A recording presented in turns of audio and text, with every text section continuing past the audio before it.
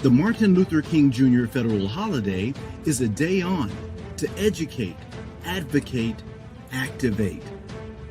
The King Holiday extends beyond the one day and beyond the United States to encompass global, comprehensive, strategic work to eradicate the triple evils of poverty, extreme materialism, racism, and militarism to create the beloved community. As recent events have shown us, we cannot wait. The most pressing issues of our time demand that humanity envision, strategize, and organize toward a more just, humane, equitable, and peaceful society with nonviolence as the pathway to that world. We encourage people across the globe to use the MLK holiday and the days following as a way to engage in meaningful service, to advance the important work of groups, organizations, and entities that are engaged in initiatives to address systemic issues that have created disparity and perpetuated inequality. What are we celebrating on MLK Day?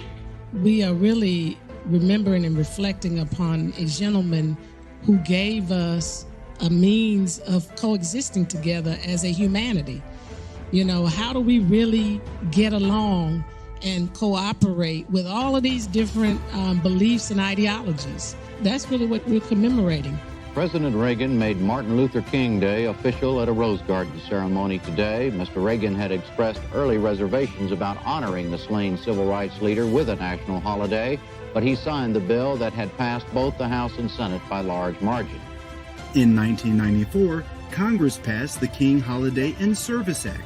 This celebration of Dr. King will now be a celebration of his vision of community, his vision of service, and his life proves that it will work for all Americans and for our country.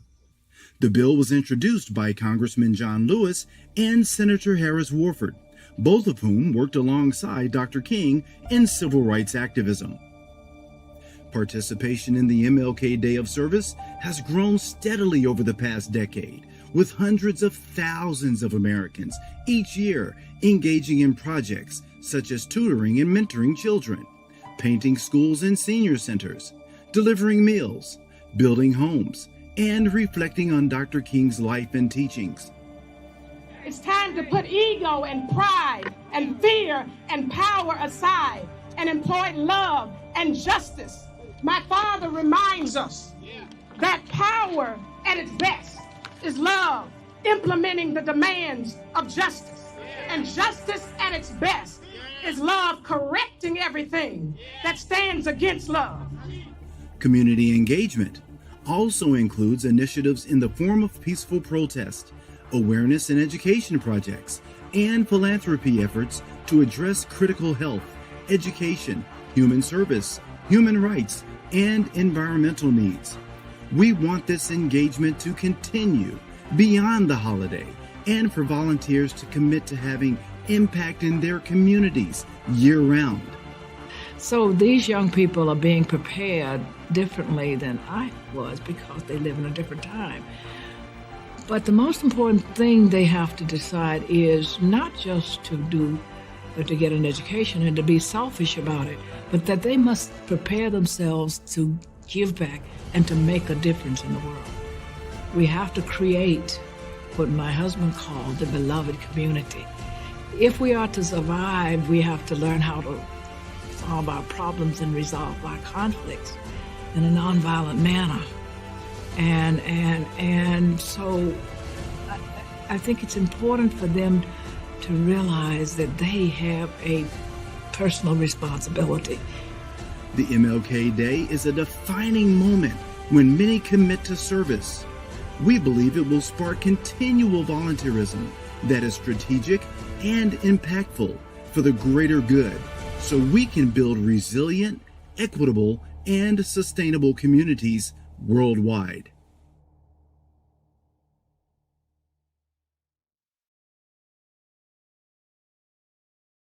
Nonviolence is the answer to the crucial political and moral questions of our time.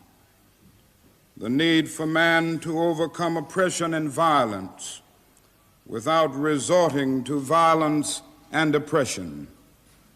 Man must evolve for all human conflict a method which rejects revenge, aggression, and retaliation. The foundation of such a method is love. Dr. Martin Luther King Jr. changed the world when he demonstrated what could be achieved through nonviolence.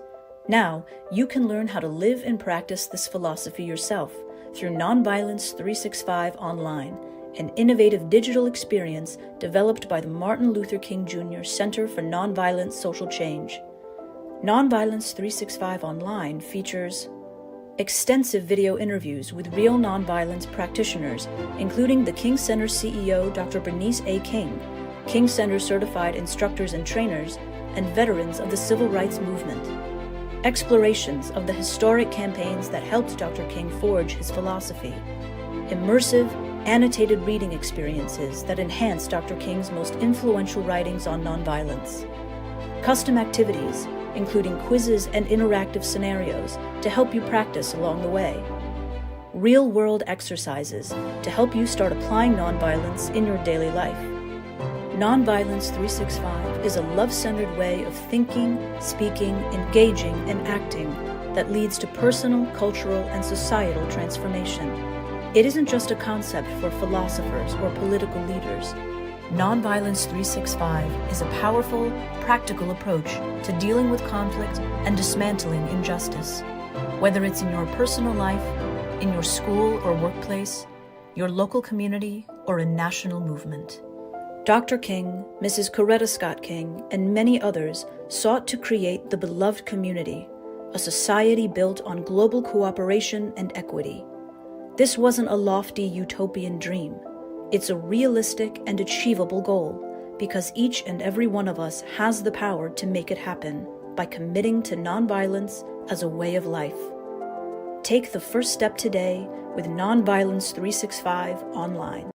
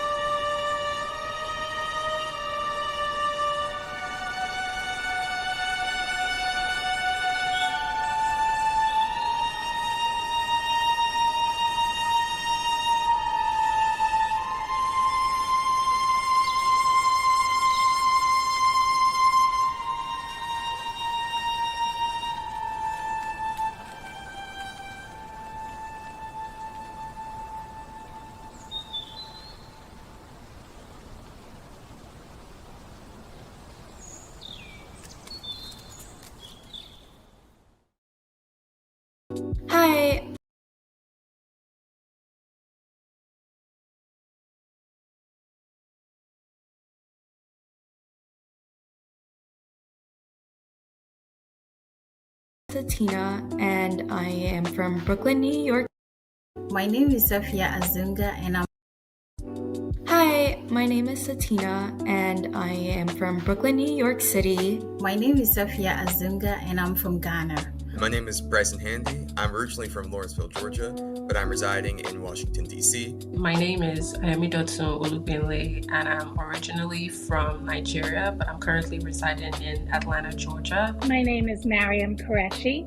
I am originally from London in the United Kingdom, and I currently reside in Atlanta, Georgia, United States of America. My name is Michael Hampton. I'm from Atlanta, Georgia, but I currently reside in Tallahassee, Florida. Hello, my name is Jamie Gallagher, and I'm from Yardley, Pennsylvania in the United States, and I'm currently residing in Washington, D.C. My name is Halen Tony. I am from Atlanta, Georgia, but I currently reside in Worcester, Ohio, where I attend college. My name is Christian Fry. I am from Atlanta, Georgia, United States, and I currently live in Atlanta, Georgia in the U.S. My name is Mansoura Adam. I'm originally from Ghana. I currently live in Atlanta, Georgia. My name is Namdi Orjioke, and I'm from Marietta, Georgia.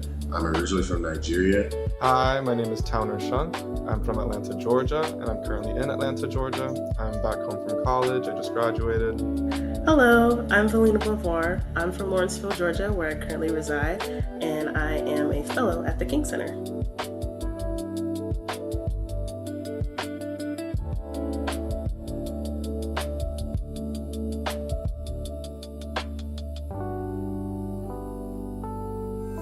A little bit about my background is I studied political science in my undergraduate in Nigeria.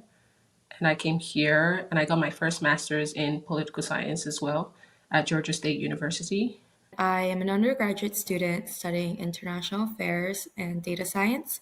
And I've been traveling around a lot this semester, but I'm currently residing in China. Originally, I grew up here in Lawrenceville, Georgia my entire life. I went to public high school my whole life, and so I learned about Georgia history. And then I earned a scholarship for students who live in the metro Atlanta area to study at the George Washington University. And so now I'm a rising junior at the George Washington University studying international affairs and economics. I've always sort of been interested in public policy.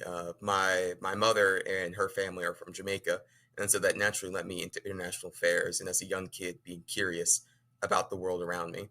And then as I grew older, I sort of noticed the disparities between people's economic status, their social status, their political status in the world. And I really wanted to know how we could rectify these differences and how people did it in history. And so this naturally led me to study international affairs and economics, kind of focusing in public policy, how we can make policy to make society more equal. I had spent some time living in Egypt. And when I returned to the United States, I found employment at Georgia State University, and that's where I work still.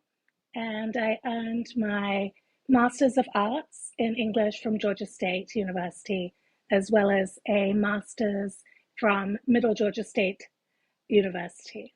I attend North Carolina A&T State University. I'm a freshman. I just finished my freshman year. I'm a chemical engineering major. I chose to go to NCAT because it is one of the top HBCUs for engineering students, has one of the best engineering programs in the country.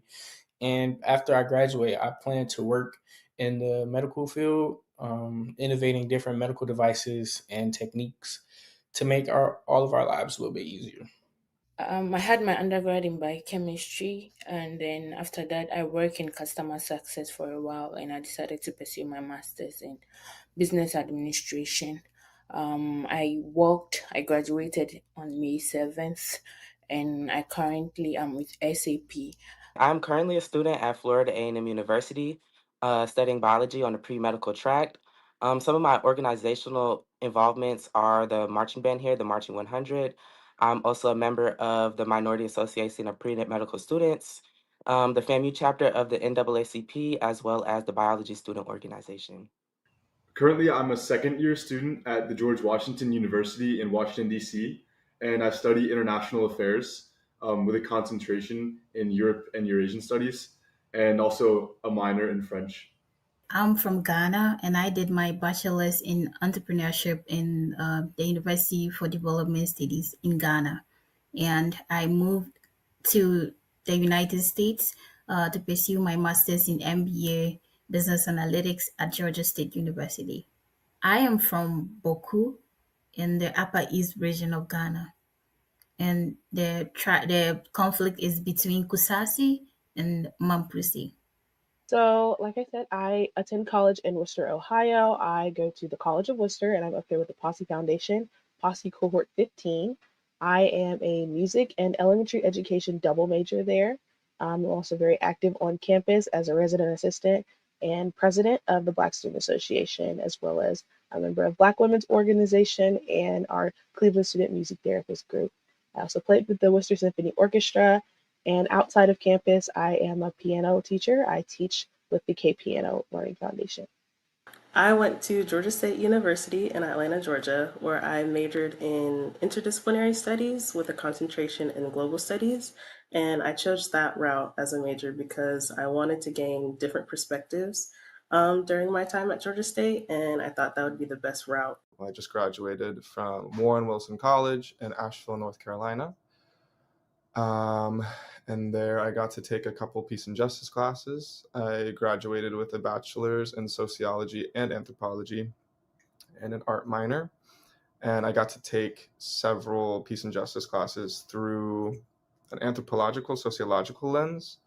Yeah, I have just, I guess, always had an interest in systems thinking and culture, religion, things that make people do what they do.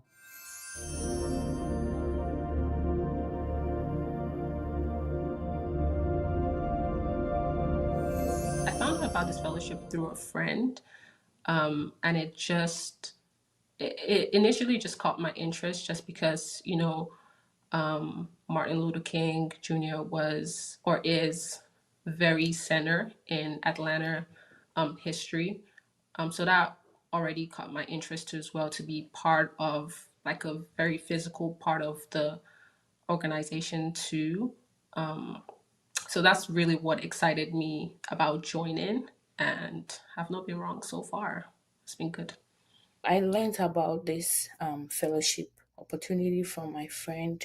She spoke to me about what they do at the King Center, and it's kind of resonated with me because being a first generation college student, I faced several challenges growing up, especially in a deprived community. So I was so excited to discuss some of this unfairness and injustice that was in our community with regards to accessing quality education in deprived community. And that's why I decided to fellow with the King Center. What brought me to this program was learning in school, especially being in the South. A lot of my education is from the South. We learned about a lot about the racial disparities and the history of Black Americans in this country, especially in the South, how different it was and how the difference in equality and equity between groups and marginalized groups. And this King Center fellowship was basically like, felt like a calling to me that I was doing the most I can in order to help out and raise awareness on ways we could fix the difference in equity between marginalized groups and other groups. I heard about this program through Bryson, and I think I really wanted to learn about this program because I think it really embodies Christian values. And as a person who doesn't have religion, like have a religion, I really tried to understand. I really wanted to try and understand the perspective from a religious standpoint because I never really had a religion. So, like looking at the world through a specific, through a community, like through a beloved community, it's because I think of religion, it's like it's comprised of a community. Yes, you all share a set of beliefs and values. And I think ultimately the thing I want to learn more about was like, what are those values? What is this community? And it's just something that was just so not like how I grew up, that I feel like I always feel compelled to learn more about things I don't understand or things I don't know. Going through the training and everything, I've learned so much from all the facilitators, my colleagues, because when we are not able to attend each session, we do call like a friend, a colleague that has attended to be like, what happened? And they explain. I have learned so much from them, and I've learned so much from all the facilitators.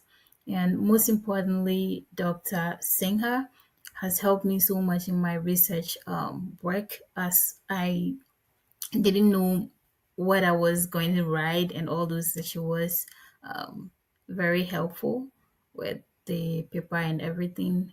Um, and I think the nonviolence is going to take me far. It's going to allow, like, let me view the world in a different way from how I used to view it. So I think I have really learned a lot, which will impact my ways and my life and everything moving forward.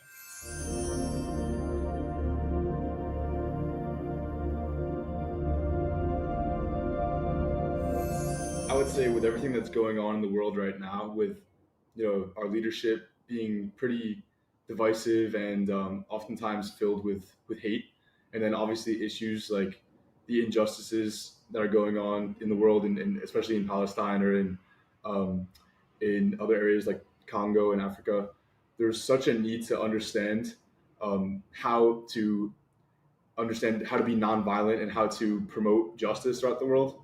And this fellowship really just does a great job of informing how past social justice movements have succeeded, and specifically how you can, even in your own life, be a positive influence in the world.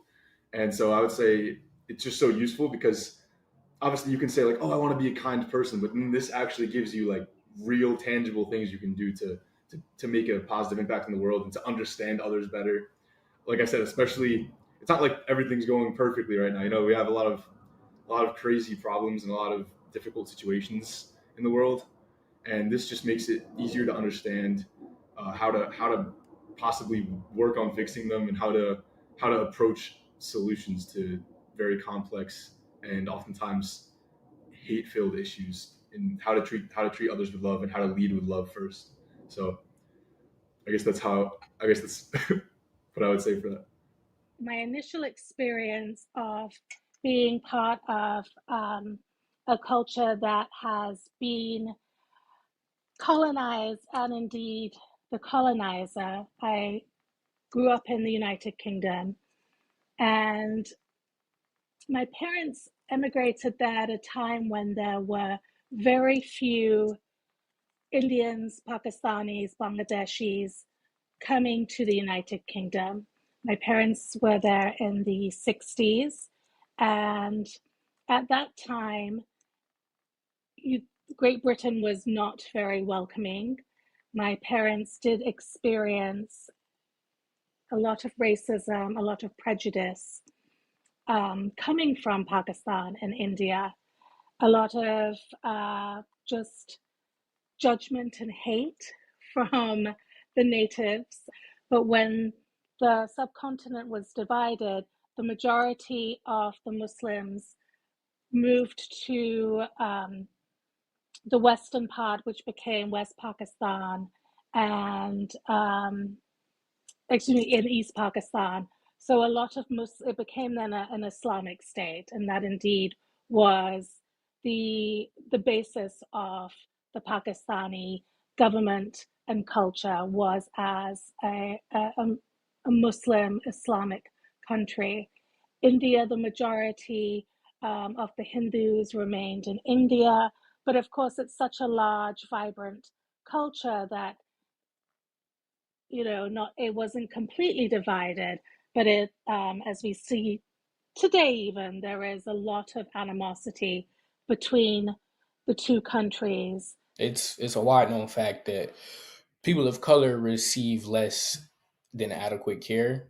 There are. That's not to say that all Black people aren't receiving equal health care, but there are statistics and studies and a lot of facts that show that Black women are very underlooked in the medical system and just ignored more than they should be.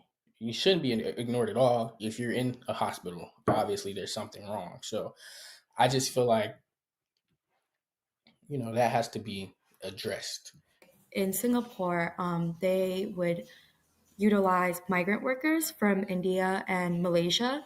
And so the actual Singaporean Indian and the Singaporean Malaysian worker, like citizens, would kind of be treated as like second class citizens with like inherent discrimination kind of built in. And I think in observing during my study abroad, I really like, while I was studying Dr. King's philosophy as well as studying abroad, I think I more so recognize that these dynamics reflect the residue of racial hierarchies that still exist and marginalized institutional racism where they once stemmed from colonial racism. And speaking more about how like this draws parallels to the US in which I observed is that historical outsourcing of labor can lead to potentially can lead to the development of racial hierarchies. And historically in the US, that started with the Bracero program, where the US sourced labor from Mexico. But just as migrant labor in Singapore is associated with limited lower status and limited rights, Hispanic communities nowadays, you see the legacies of these outsourced migrant labor, and you see the legacies with Hispanic communities because they continue to experience economic hardship or like even in social exclusion or educational access or just social economic opportunity. While I further my education as a global citizen and as a student, I understood more about the different forms of racism that is in that is globalized, and it's embedded in systems that kind of define what people are like valued and how. And I think learning about MLK and learning how he dealt with how Black Americans were historically enslaved and subjected to systematic racism, and which also kind of tied into outsourcing labor, made me really think about how it made me really like think about peace conflict through the lens of how he resolved it and his nonviolent forms of protesting. So a couple of the campaigns and more economic focused ideas. One was Operation Breadbasket. So he was trying to basically improve both Black employment and Black businesses in the Atlanta area originally. And then I also think the Poor People's Campaign, there's actually an article that Dr. King wrote for The Nation magazine in 1965. And it was after the Voting Rights Act had passed and after the Civil Rights Act had passed. And those sort of civil rights achievements are what Dr. King is really known for in schools. That's what they teach us about.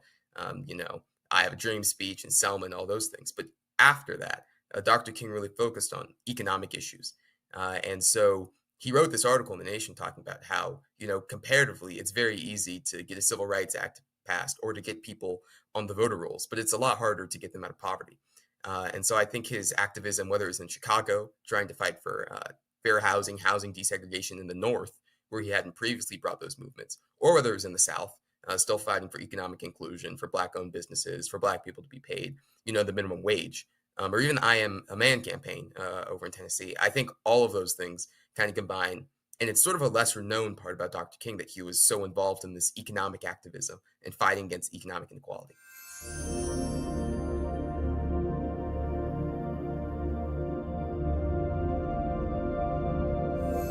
So I would say that the main way that I could apply it to my academic work is through applying the 6 steps of nonviolent change. Primarily the education and the information gathering. What I want to do is I want to change the systemic issue of medical racism in America. And a lot of times that comes from implicit biases, medical professionals simply just being ignorant to the way that diseases or ailments present and affect minority voices, the way that things going on with the economy or their socioeconomic status, how that can affect the diagnosis rates or the treatments available to different groups of people. So what I want to do is I want to be able to educate myself better. I want to be able to understand these unheard voices better. I want to understand, okay, exactly how does the environment that you live in or the environment that you come from, how does that affect your medical treatment? How has that prevented you or stopped you from getting access to these certain resources that other more privileged groups may have? how's that affected the treatments that you receive from not only doctors, but the types of medications that they prescribe to you? Do they listen to you properly? Do you feel like your voice goes heard when you go to a hospital? Are you afraid to seek medical treatment because of the cost of it, or because you're afraid that the medical professional will simply ignore your voice and just go based on what they think they know, right? So I want to be able to hear those unheard voices. I want to understand where they're coming from, the types of injustices that they face. And I want to take all of that and be able to create my own space for those people to have the proper medical care that they deserve. I want to be able to advocate for those that have never been advocated for before. And I just want to create a sort of beloved community within the healthcare field, right? I want everybody to have equal access, equal treatment, just everything to be just and fair. In doing this internship, turned my research paper for the King Center into my research paper for my final thesis. So like very directly, it impacted my my thesis. I didn't know what I was going to do at first. I knew I wanted to do something about. I knew I wanted to explore something about the beloved community, and I knew I had that in like the back of my head. But as I was living in Asheville this past year, I lived through a natural disaster where I was out of power. Like Hurricane Helene caused like massive flooding in my area in North Carolina, wiped out power, Wi-Fi, access to water because the water ran on pumps that ran on electricity. So I had no water, food, or like I guess a fridge, like fresh food, water, food, or power or Wi-Fi for 2 weeks. And then I didn't have water for 4, and I didn't have power for 5. So things gradually came back, but during that time, like it really was a pretty drastic scenario, something I'd never seen before. And it was also extremely profound. I think as I was dealing with all this grief and loss and like the landscape that I had come to know and love for the past 4 years completely changed. Trees had like so many trees fell, people lost their lives, people lost their homes. And it was just so devastating. But also at the same time, I saw people coming together in a way I'd never seen before. Every day, I witnessed neighbors coming together. I volunteered in the only kitchen that had power, which was at my campus. And I remember just making hundreds and hundreds of meals for people to come eat fresh food that wasn't, peanut butter and like canned beans, which kind of became the norm for a while. My paper for the course was about how crime is a symptom of poverty. And in my research, I read some things about how Black individuals, well, not even just Black individuals, just people who are not white, people of color, are overlooked. Just, and it seems to be because it's not because of an inherent, like, I'm not going to say it's racism. It's just systemically, there are things set um, in our country and in the way we do things that just, it neglects people of color.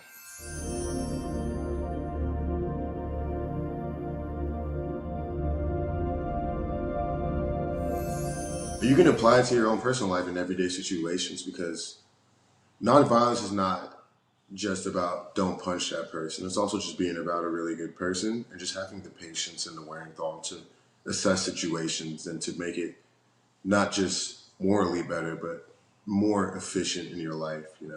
So just stuff that maybe your boss doesn't like, or a friend doesn't like, or someone you haven't liked for a while.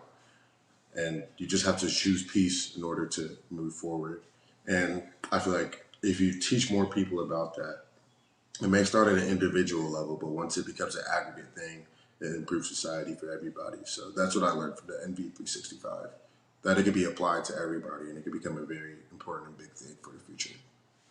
I would apply Kingian nonviolence definitely in how I communicate and understand people.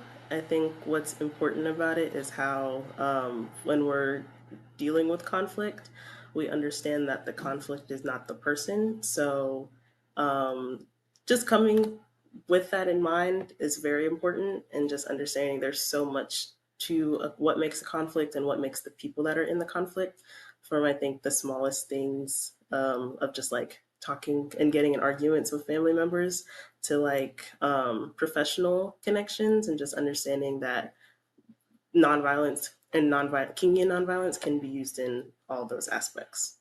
Nonviolence really lets me know that like I don't have to react to everything.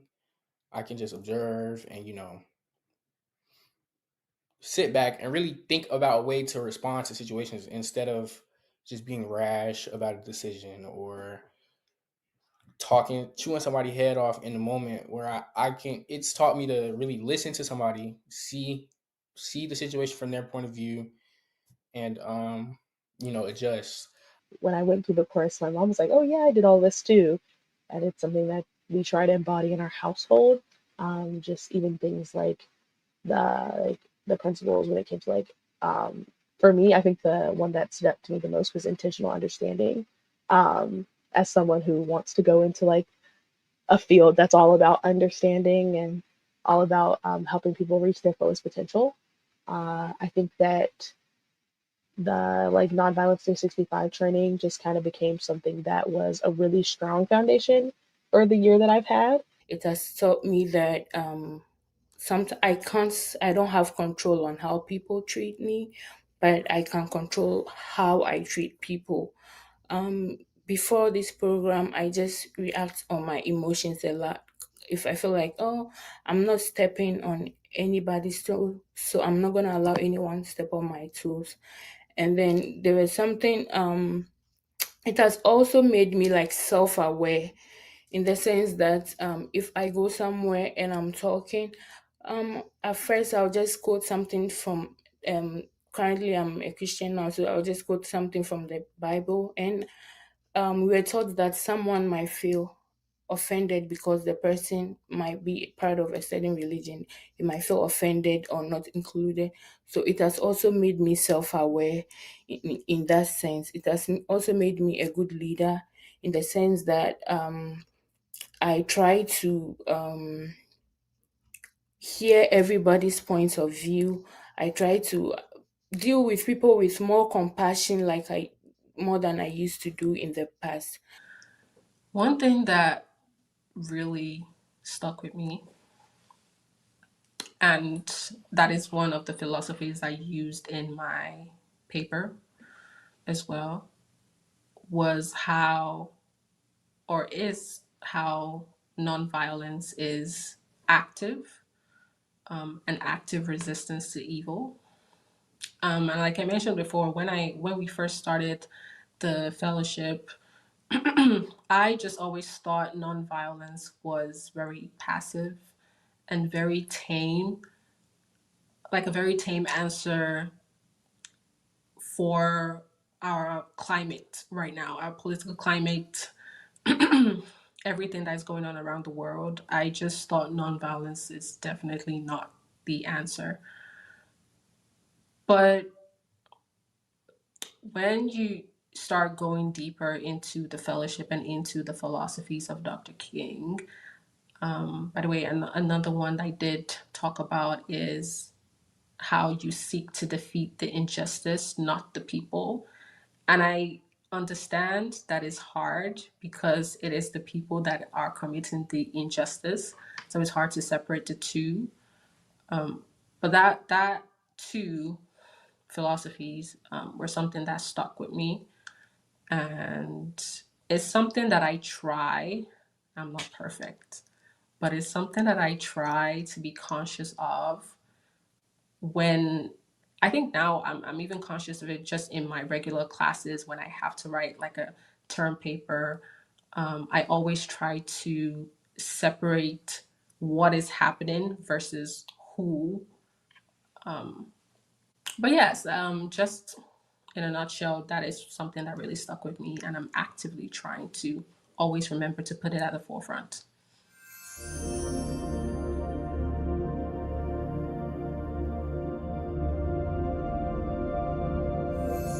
So the takeaway in general is it has helped to shape me to be more humble, more compassionate and empathic. So that's my greatest takeaway. Fully understanding the principles of nonviolence and the steps towards that in terms of social justice. Because I feel that right now, in terms of how I deal with students, that is where my interest lies. Not so much perhaps in religion, though that can come about with it, but helping students channel their energy in a way that is nonviolent, but that is impactful. And being able to fight against social injustices in such a strategic manner as the civil rights leaders had.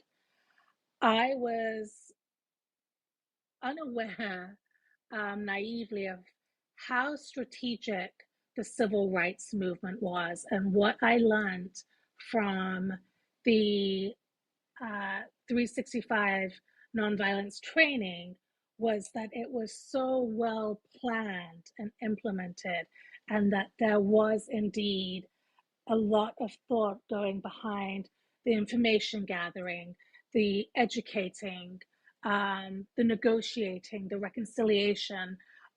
It's just amazing, especially when you think of how overwhelming social injustices can be, how defeating, how demoralizing.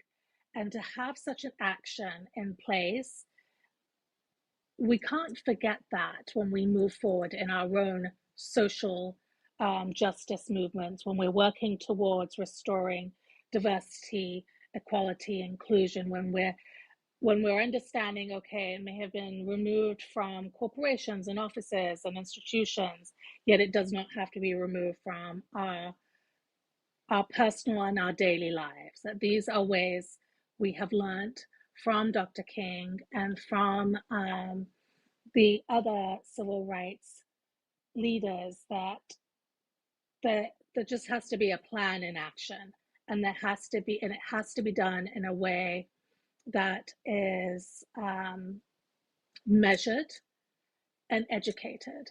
The goal of nonviolence is something that everyone can and kind of should kind of understand and connect to, and how it's all something that we're all interconnected to, and shows the importance of diversity and inclusion, and how everyone has something to gain and something to give, kind of in making the world better in a nonviolent way.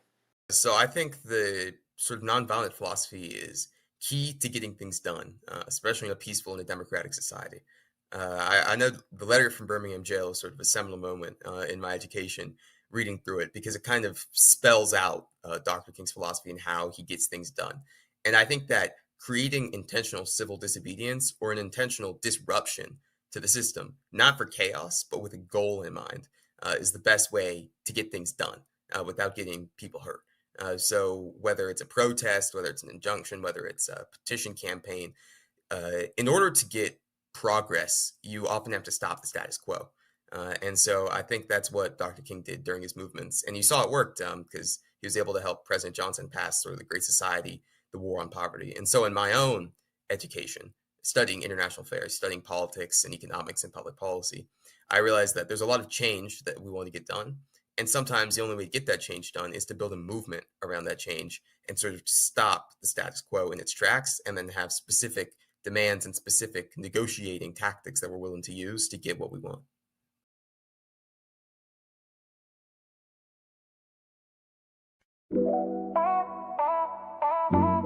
At the Beloved Community Leadership Academy, we are preparing you to be change agents. Say, I'm a change agent for the good. You, the students of the BCLA, are part of a new generation of leaders who will not only reshape the world, but will protect and uplift humanity. You are the pioneers of a new world. I was in your seats not too long ago. I was surrounded by people who understood how to go into a situation with the mindset of love instead of hate. So everybody say this after me, say, come and go. Awesome, that's the first type of conflict, all right? Now let's go to the second type of conflict. Everybody say opposite goal. Y'all repeat differing values. Right, and limited resources. Those are two of the other common types of conflicts that everybody deals with. If you can see to your right and to your left, there are sticky posters on the walls that already have a type of conflict. And your responsibility as Celeste and I yell out these different scenarios is to go stick a sticky note on the conflict you think we're describing. Two classmates clashed over their beliefs during a debate on school dress code. Which one did y'all choose? Different values. Are they right, CD? They're right. We're going to go on a scavenger hunt, and the scavenger hunt will explain what is on the grounds here. We invited this amazing panel to come and talk to us a little bit about direct action, as well as the beloved community and where you guys fit into all of this. And one of the things that's so unique about Dr. King is that he was able to share truths about people without dehumanizing them. The goal in a nonviolence campaign is to defeat the injustice, not the people. How do you prevent retaliating if somebody isn't willing to hear you out or anything? How do you prevent retaliating or coming back? Retaliation has no place in nonviolence campaigns. Daddy respected people's right to self-defense. He chose a different route in his self-defense, but he respected people having an individual right to self-defense. Self-defense doesn't come into the equation when you're in a nonviolent campaign movement and you're dealing with protest and demonstration. People always ask me what was Dr. King against, and I'm like, wow, that's a struggle for me because he's a long list of things he may have been against, but what I really know him for is what he was for. You want to be known for, as young people, even when you get older, what you're for, not for what you're against. We are the beloved community.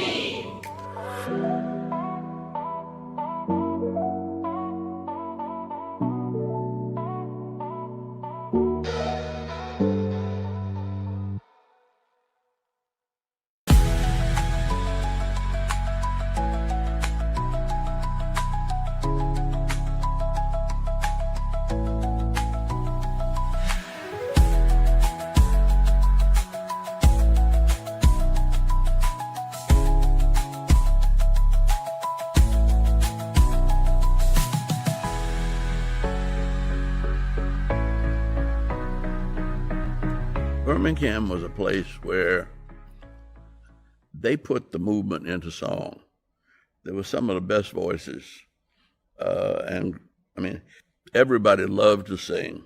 Every mass meeting, the first half hour was nothing but singing freedom songs. And that would not only get you emotionally worked up to overcome your fears, but it would get you inspired and courageous to make you want to do something about your fears and not give in to them.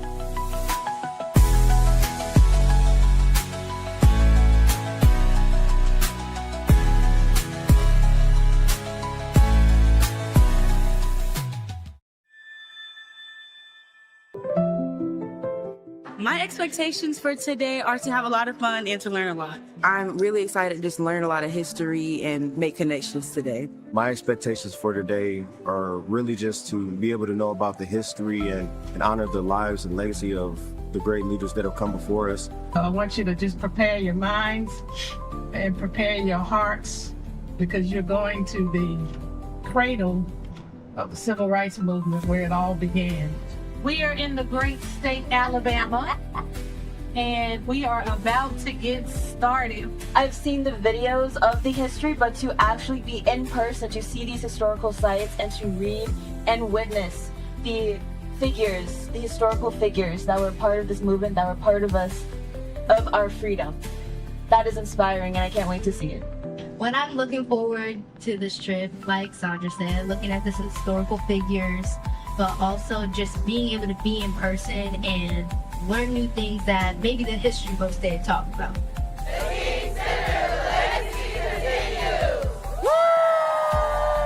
This experience to both of these museums it had me speechless. Of course, we've all learned this in AP History or AP African Studies, but just coming to these museums in general, it really had me in tears.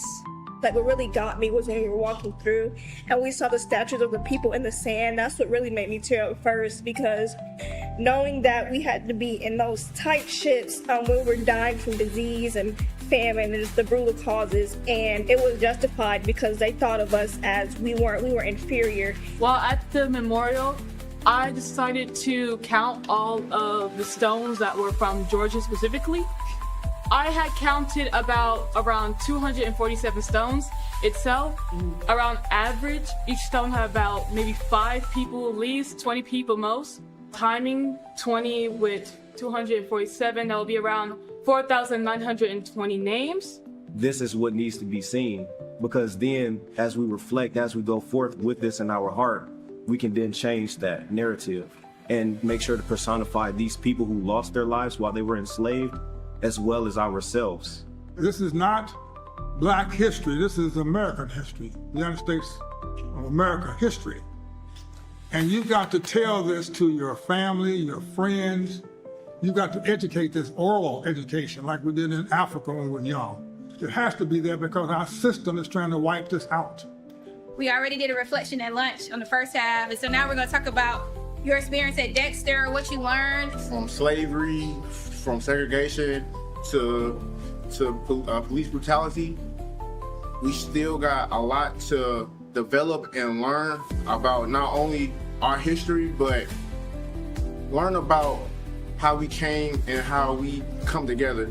Yes, we can implement our ideas and we can talk about them and want to do it, but it's one thing to actually do it, and seeing that our leaders did that and that we can do that and we're the next generation, that at this point, I don't want to sit down and not do nothing. Right. 2 different women, powerful women in their own right, who were part of what we call, when we do our education and training, 2 different campaigns of the movement, born through 2 separate generations, but were young people like you, younger than most of you in this room.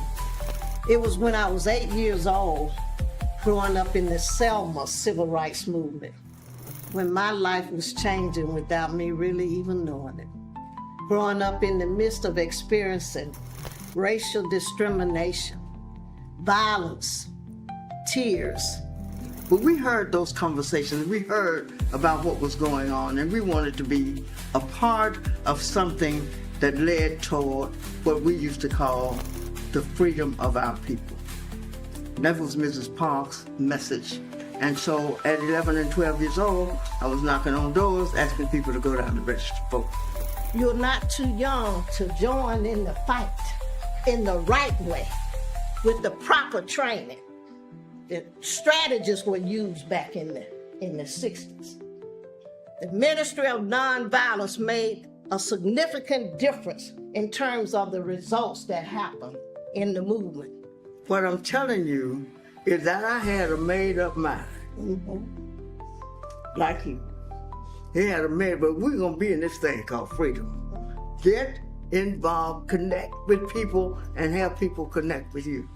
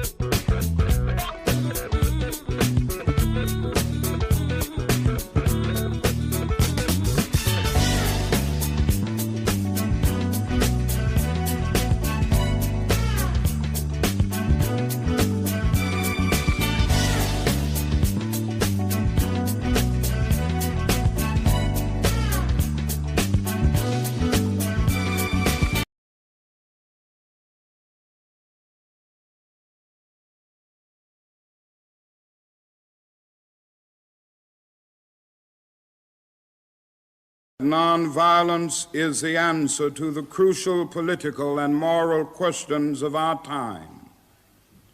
The need for man to overcome oppression and violence without resorting to violence and oppression. Man must evolve for all human conflict a method which rejects revenge, aggression, and retaliation. The foundation of such a method is love. Dr. Martin Luther King Jr. changed the world when he demonstrated what could be achieved through nonviolence. Now, you can learn how to live and practice this philosophy yourself through Nonviolence 365 Online, an innovative digital experience developed by the Martin Luther King Jr. Center for Nonviolent Social Change. Nonviolence 365 Online features extensive video interviews with real nonviolence practitioners, including the King Center CEO Dr. Bernice A. King, King Center certified instructors and trainers, and veterans of the civil rights movement. Explorations of the historic campaigns that helped Dr. King forge his philosophy. Immersive, annotated reading experiences that enhance Dr. King's most influential writings on nonviolence. Custom activities, including quizzes and interactive scenarios to help you practice along the way. Real-world exercises to help you start applying nonviolence in your daily life. Nonviolence 365 is a love-centered way of thinking, speaking, engaging, and acting that leads to personal, cultural, and societal transformation. It isn't just a concept for philosophers or political leaders. Nonviolence 365 is a powerful, practical approach to dealing with conflict and dismantling injustice. Whether it's in your personal life, in your school or workplace, your local community, or a national movement. Dr. King, Mrs. Coretta Scott King, and many others sought to create the beloved community, a society built on global cooperation and equity. This wasn't a lofty utopian dream. It's a realistic and achievable goal because each and every one of us has the power to make it happen by committing to nonviolence as a way of life. Take the first step today with Nonviolence 365 Online.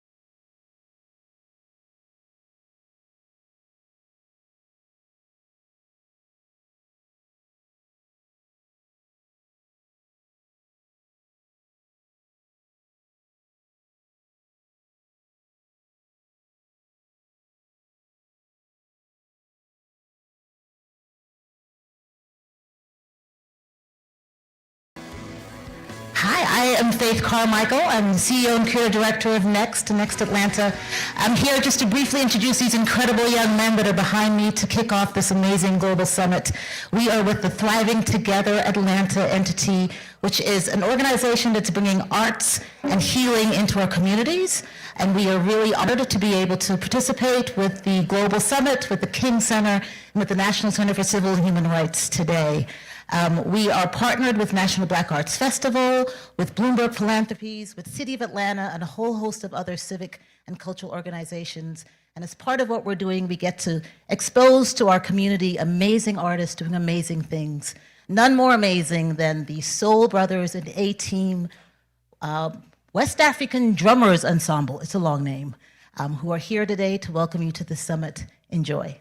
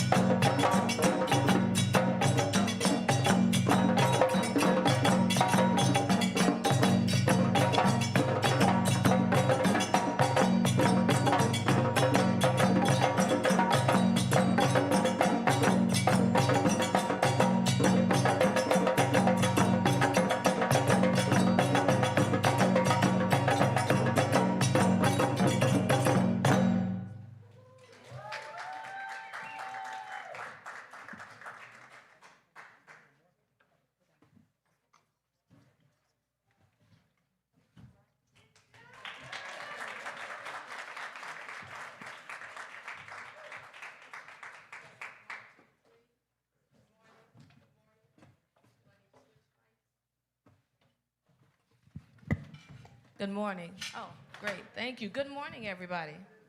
Excellent. I just want to say right off the bat that I'll have you know that Africa is a continent deep with rhythm, and that rhythm continues to reverberate through black folks today. W.E.B. Du Bois called it the souls of black folks. I just need to say that because there's something about the frequency of the drum that resonates with us on another level. I don't know how many of you attended an HBCU, but it's something about when you hear them drums out there on the yard, something about it. Nevertheless, thank you all so much for a job well done. Good morning. Good morning and welcome to day 3 of the King Center's Beloved Community Global Summit. My name is Dr. Kalisha B. Graves. I serve as the Chief Research, Education, and Programs Officer at the King Center. And so what that means is that I get to work with a great group of people to design learning journeys for people all over the world. And so I want to say that we sincerely appreciate your presence here today. And I say sincerely because you could have been anywhere you wanted to be on a Friday when it's 20 degrees outside. I got in my car this morning and it was ice on the window. I said, oh my gosh. But nevertheless, we are sincere because our founder was sincere. She was a woman possessed of a gargantuan vision, if you will. And she was very intentional about her vision for the King Center. She saw the King Center as the West Point of nonviolence, if you will. And look what God has done.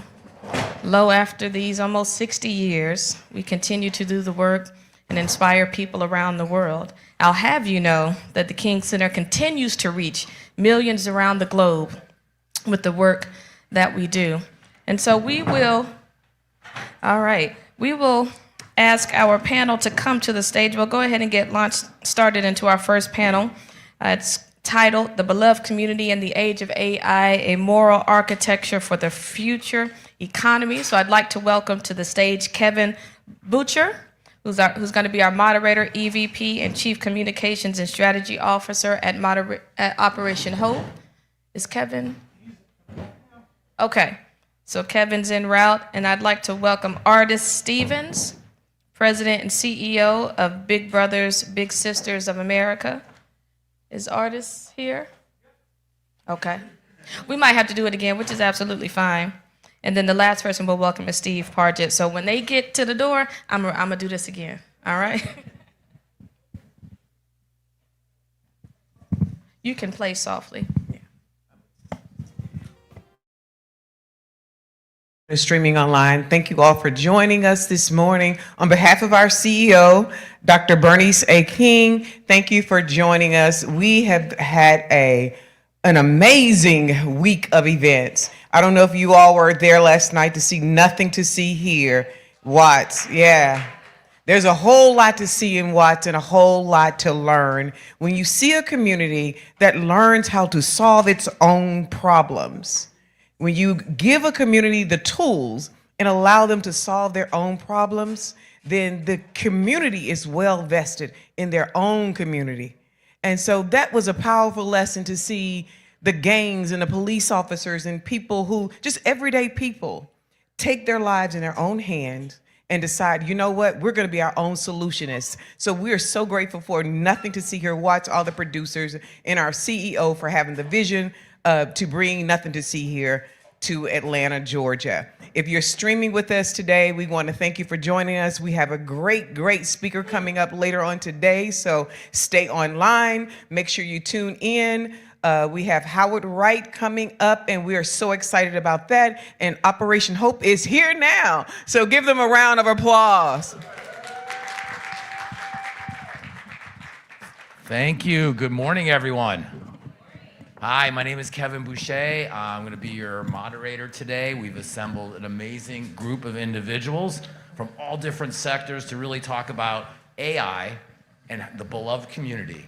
And how do we embed AI and the beloved community into AI as it's being deployed across all our lives right now, right? It's happening right in front of us. And everybody here is a leader in their own space. So what we really want to do is say, how can we leave here as leaders and go out and in our work and take the AI and the AI experience and deploy it across all our platforms, but bake in the spirit of the beloved community into that work. So I want to have our guests introduce themselves quickly and tell you about them and what they do. And I'll start with Jenna here from Big Brothers and Big Sisters. Good morning.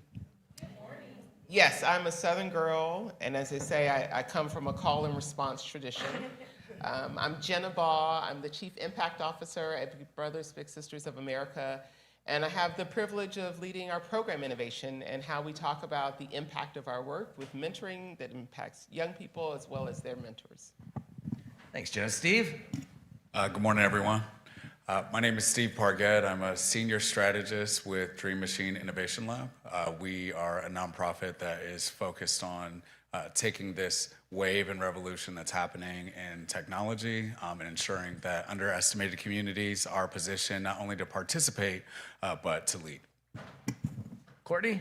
Hi all, my name is Courtney Vallis, and I am an AI workforce specialist director at Microsoft, which is really just a fancy way of saying I help every employee achieve more through transforming the way they work using AI. I've had the privilege to see so many companies transform everything that they do using some of our AI tools, and I'm excited to share a little more about that today. I'm also an Atlanta native, born and raised. Thanks, Courtney. Dr. Udoka. Good morning, everyone. My name is Sylvanus Udoka, and I have the pleasure of serving as the Dean of the School of Business at Clark Atlanta University. Our job is really to provide access and pathways to the youth and up and coming to be part of this economy. So we will have some very good conversations today about how we can all work together to ensure that we provide access equitably as we navigate this world of AI and beyond. Absolutely. Thank you, Dr. Udoka. So I do want to get started in kind of what is the beloved community, right? And have that as an arc for our conversation. So the definition I have is the beloved community is a society built on justice, shared dignity, and mutual responsibility, where poverty, exclusion, and violence are replaced by opportunity, understanding, and care for one another. So I think that's a really good place to start, and I believe the beloved community is not a dream, it's a deadline. So building on that, let's start with young people, because it all begins there, right, Jenna? From your work with young people across the country, where do you see AI showing up, directly or indirectly, in shaping their futures, and particularly those from underserved and underrepresented communities? Well, I love this conversation about where does AI show up for them first. And for us, in the space of being a mentoring organization, we serve 5,000 communities, all 50 states, and we have this really wonderful privilege of local agencies that are very close to what's happening right now. And we serve young people ages 5 to 25. So that's a big spectrum. And it helps me personally understand what they're thinking, what's going on. And a lot of times, there's a couple of places where it shows up. One is in isolation. As much as we are in a digital age and they've got access to a lot, there's still a lot of fear, anxiety, and loneliness. They are not connected to other people. And more than 1 in 3 young people is seeking a mentor but doesn't have one. And so this idea that I'm alone, AI hasn't solved that yet. You've got to really empower and create human connection. And for us, that's really the undergirding and really supports this idea of a beloved community, because in a beloved community, we have relationships with one another. It's not going to be all tech. The thing that we're also hearing from our young adults, and it's really amazing to me, 2 out of 3 of them say they have anxiety about AI replacing their job opportunity. So what's anxiety like for an 18-year-old who's getting ready to look for employment, who's trying to make decisions about their life? They're not actually experiencing what AI's potential is. They've got anxiety about it because they've heard these different messages. So those are some big things that we hear, and we know that what makes a difference is a trusted voice. What can change that fear or that anxiety is a mentor, somebody who's been down the path, somebody who can walk beside them when they're trying to navigate it, and not have an over-reliance on technology as the only solution. Excellent, thank you. So education becomes kind of the next critical layer in that pipeline. So Dr. Udoka, as Dean of a business school, How is AI changing what it means to prepare students for leadership and business careers today, especially in an economy where automation and data-driven decisions is becoming standardized? Yes, AI is changing how we look at pipelining students into careers in very highly fundamental ways. Because AI, as we just heard, AI is changing the futures of students and learners in ways that we're not even conscious that it is. It's changing how we look at quietly how students are screened for admission, how there are predictive advising systems, how they get brought into whole systems. So we have to be conscious of how these systems are designed. So we look at our approach at the Atlanta School of Business is to look at human-centered systems, human-centered design, to ensure that as we build and design systems, that we have these students as participants in that process. That means early access to being part of the design instead of just users of systems, but being part of the design, because it's that inclusive design that ensures that when these are deployed, it's equitable and can actually work for all. Excellent, thank you. So once these tools move from experimentation into everyday use, business adoption matters, right, Courtney? So from your perspective, working with business, how is AI already changing the work that's getting done? It is changing the work that's already getting done in so many different ways. Hand raise if you've heard of the Work Trend Index study. Okay, I see one out there. Every year, Microsoft puts out a survey, and we survey 31,000 people. That includes thought leaders, doctorates, regular folks on the front line, information workers, surveyed across 31 different countries, and we're trying to see where the future of work is. And this year, the big theme that's emerged is this idea or notion of a frontier firm, and this is something that you may continue to hear. And when we think of frontier firms, and this is very much how AI is changing the evolution and the landscape of enterprise today, we're thinking of agent workforce. And when I refer to the word agent in the context of AI, it means automating a process. So maybe I'm in finance, I do financial reconciliation, variance analysis. How can I automate that process using AI?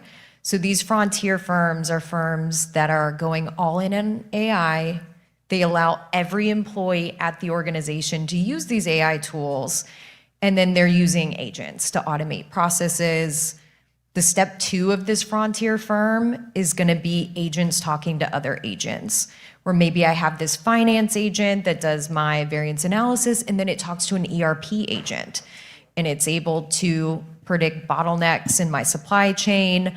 So that's phase 2. And then phase 3, which very few firms have achieved, is where we have humans leading teams of agents.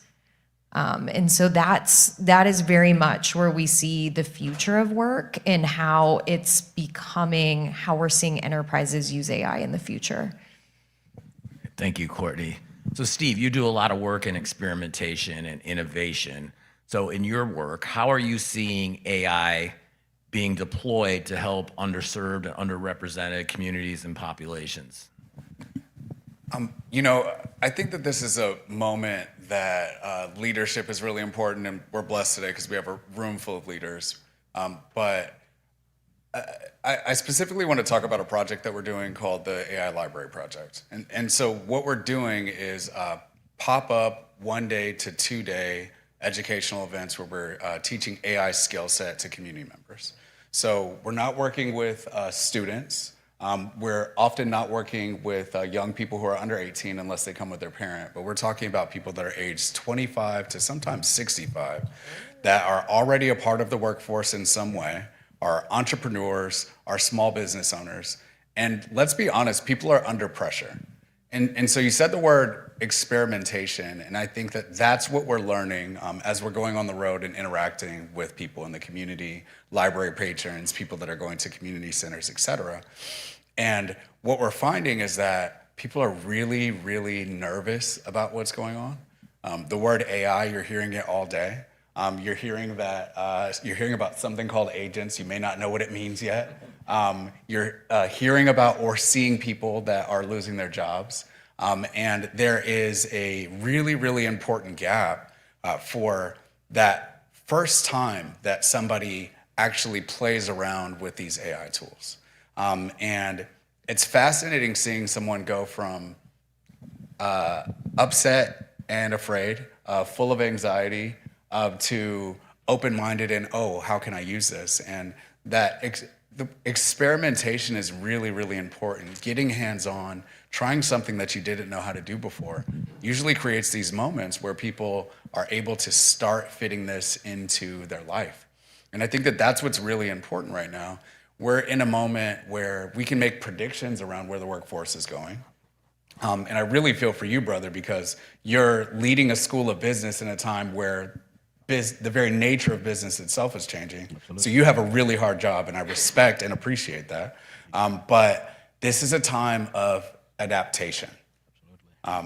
The idea of the old American dream where you could go to school, get a degree, and work in one job for 20 to 30 years and afford enough for a house and a white picket fence is rapidly fading away. And we have to accept that we now have to become adaptive. And we're going to have to become lifelong learners because this isn't just going to change. And in 2028, that's how things are. This is going to continue to change. So that experimentation that you're talking about, Kevin, I'm finding is one of the most important things for people to just play with these tools and find their way that they could be useful for them as things are changing. I'm curious, just as a quick follow-up, is there any kind of breakthrough moments or aha moments you're finding where people go from apprehensive to excited, or acceptance at least? I think that looks different for everyone. It could be, hey, give me an idea for a story that I can tell my daughter tonight before I put her to sleep. It could be, I have all these receipts from my recent corporate travel, and one of the most annoying things that I have to do is log all of these things into a spreadsheet. And when you take the photos of those 12 receipts and it puts it in a spreadsheet, that might be the moment for somebody like, wow, actually, I could get down with this. Like, this could be helpful. Or it might be a graphic designer who is used to working with a bunch of layers, and they find out that they could use AI to generate images that might have costed them $5 to $25. And they're doing it for free now. So I think that it looks different for everyone. And that's why everyone needs to experiment. There's no one size fits all because, as we all know up here, AI isn't just one thing. AI is becoming integrated into every vertical and every industry in interesting ways. Awesome. Thanks, Steve. Jenna, another question for you. What risks do you see if young people aren't integrated or made aware of what AI has to offer and how it's going to be integrated into our existence? Yeah, thank you, Kevin. One of the things that I love about our partnership with Operation Hope is, first, you've got to accept AI is everywhere, and young people are already in it, skeptical, have feelings about it, right? Like, money isn't just money. You have feelings about money. You're taught something or not taught something. And so we use a framework around taught, sought, and caught. There are things that we do intentionally, and we need to be super mindful about what young people are being taught intentionally. Are all of us being intentional? What's the power of our voice? What are the institution's responsibilities to teach young people? But sought, they're seeking confirmation. They're seeking reality, and we want them to be more than consumers where it's all forced at them. I mean, my son is the one who taught me how to identify an AI video on Instagram. I was like, oh, thank you. Because it didn't seem right, but I wasn't sure why the baby sounded like grandma. Yes. Right, Or the fun. 6 fingers on the Fun, right. Why is that cat dancing? Why? Like, it looks so natural. And so they are inundated with it, but the idea that they're also seeking something in real life, the IRL moment, the I need you, Stephen, to tell me how to do it. I'm seeking something that is really only delivered through a human relationship. And we talk about this all the time. We're a mentoring organization. It is proven over and over that they're going to really glob onto, they're going to make their own decisions, but they want a guide beside them. And then that last piece about caught, what we do matters. Whether we're trying to or not, you've all heard, like, the kids are watching. And so we take that in this way of not only are they watching, and we need to make sure everybody's involved. There's not a single way to do it. You need really important corporate leaders showing this is a business decision that we did to incorporate AI. And you can make a decision to incorporate AI and how you start up your braiding business as a 17-year-old. You can incorporate AI into how you search for job opportunities.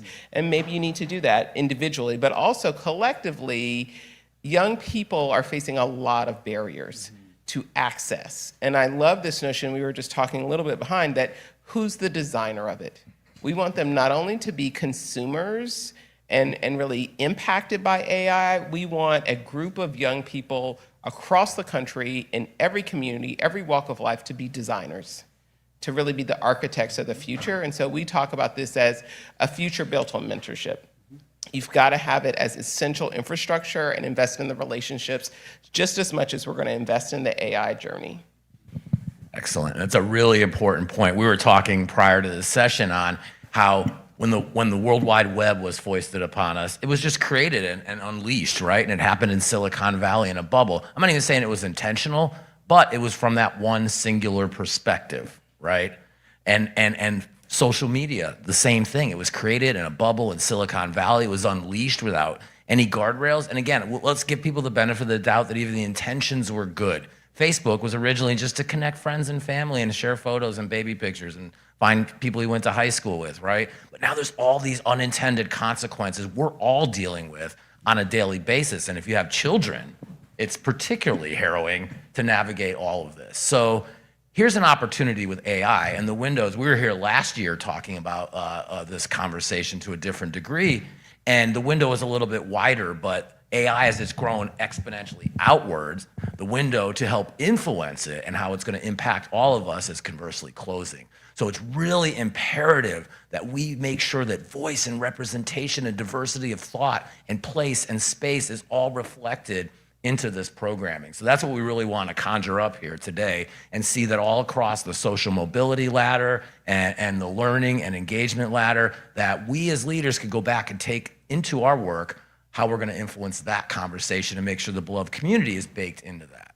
So I think it's a really important thing. And you know what's funny? You talked about AI with having peers and companions. There's actually, like, young people are having boyfriends and girlfriends on AI now. They're having AI boyfriends and girlfriends. So well, it's and that's there. the thing that we worry about, right? Like, so we also talk about the risk of forming attachments without other adults there. You need somebody to affirm you, right? They're looking for affection. They're looking for affirmation. They're looking for somebody who's going to listen. And so we need that moral compass in the way that we design. We need parents involved and really literate around AI. We need a group of young people who say, these are the kinds of things where we can step outside of ourselves. I mean, that loneliness thing has pushed so many people to the edges, not sure how to get started and how to get connected. And for us, that's why programming around mentorship matters, because it gives you an easy pathway. How can I get involved and be there for a young person? And we can do AI ethically, but we don't replace the human connection that's needed. We can let AI help design your makeup look, but we make sure that young people have a trusted adult in their life to give them guidance about that kind of interaction. It's really challenging. It's a balance between high tech and high touch, right? And where do we find the head and the heart, and where does that meet? And Dr. Udoka, on young people you're dealing with it, we're graduating them into your systems. So what do you see is the biggest disconnect between what employers are expecting graduates to know about AI and what students are actually being trained to do? Good point. One of the things that I think is very important as we explore this world of AI is algorithmic ethics. Courtney talked about agents. When you look at agentic AI, what are the ethics behind the design of agents? What is the agent doing quietly that we don't know that it's doing? They have to do this work. You see, in the past, right, when you sit down across from someone who's going to employ you, you can get their expression, you can get the facial expression, you get what they're telling you. But when we are using agents, you don't see them, you don't hear them. They are doing the work in the background. The question is, that work in the background, who are they filtering out? Are they providing access? Are they reinforcing old biases? Creating agents takes, again, a community. If in the design process we are not doing that, then we are not preparing people for that world of work. So the challenge we have is as we work to connect from the academy to the world of work and beyond. We have at our school this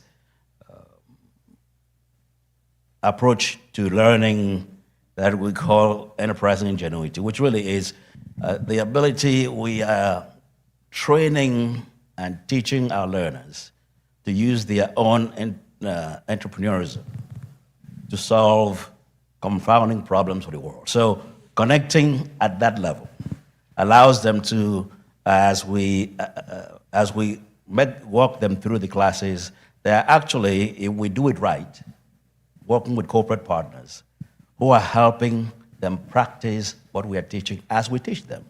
So that connection actually exists as we are building agents. We are all together. That means the community that we want to serve with these agents, the students, the corporate partners.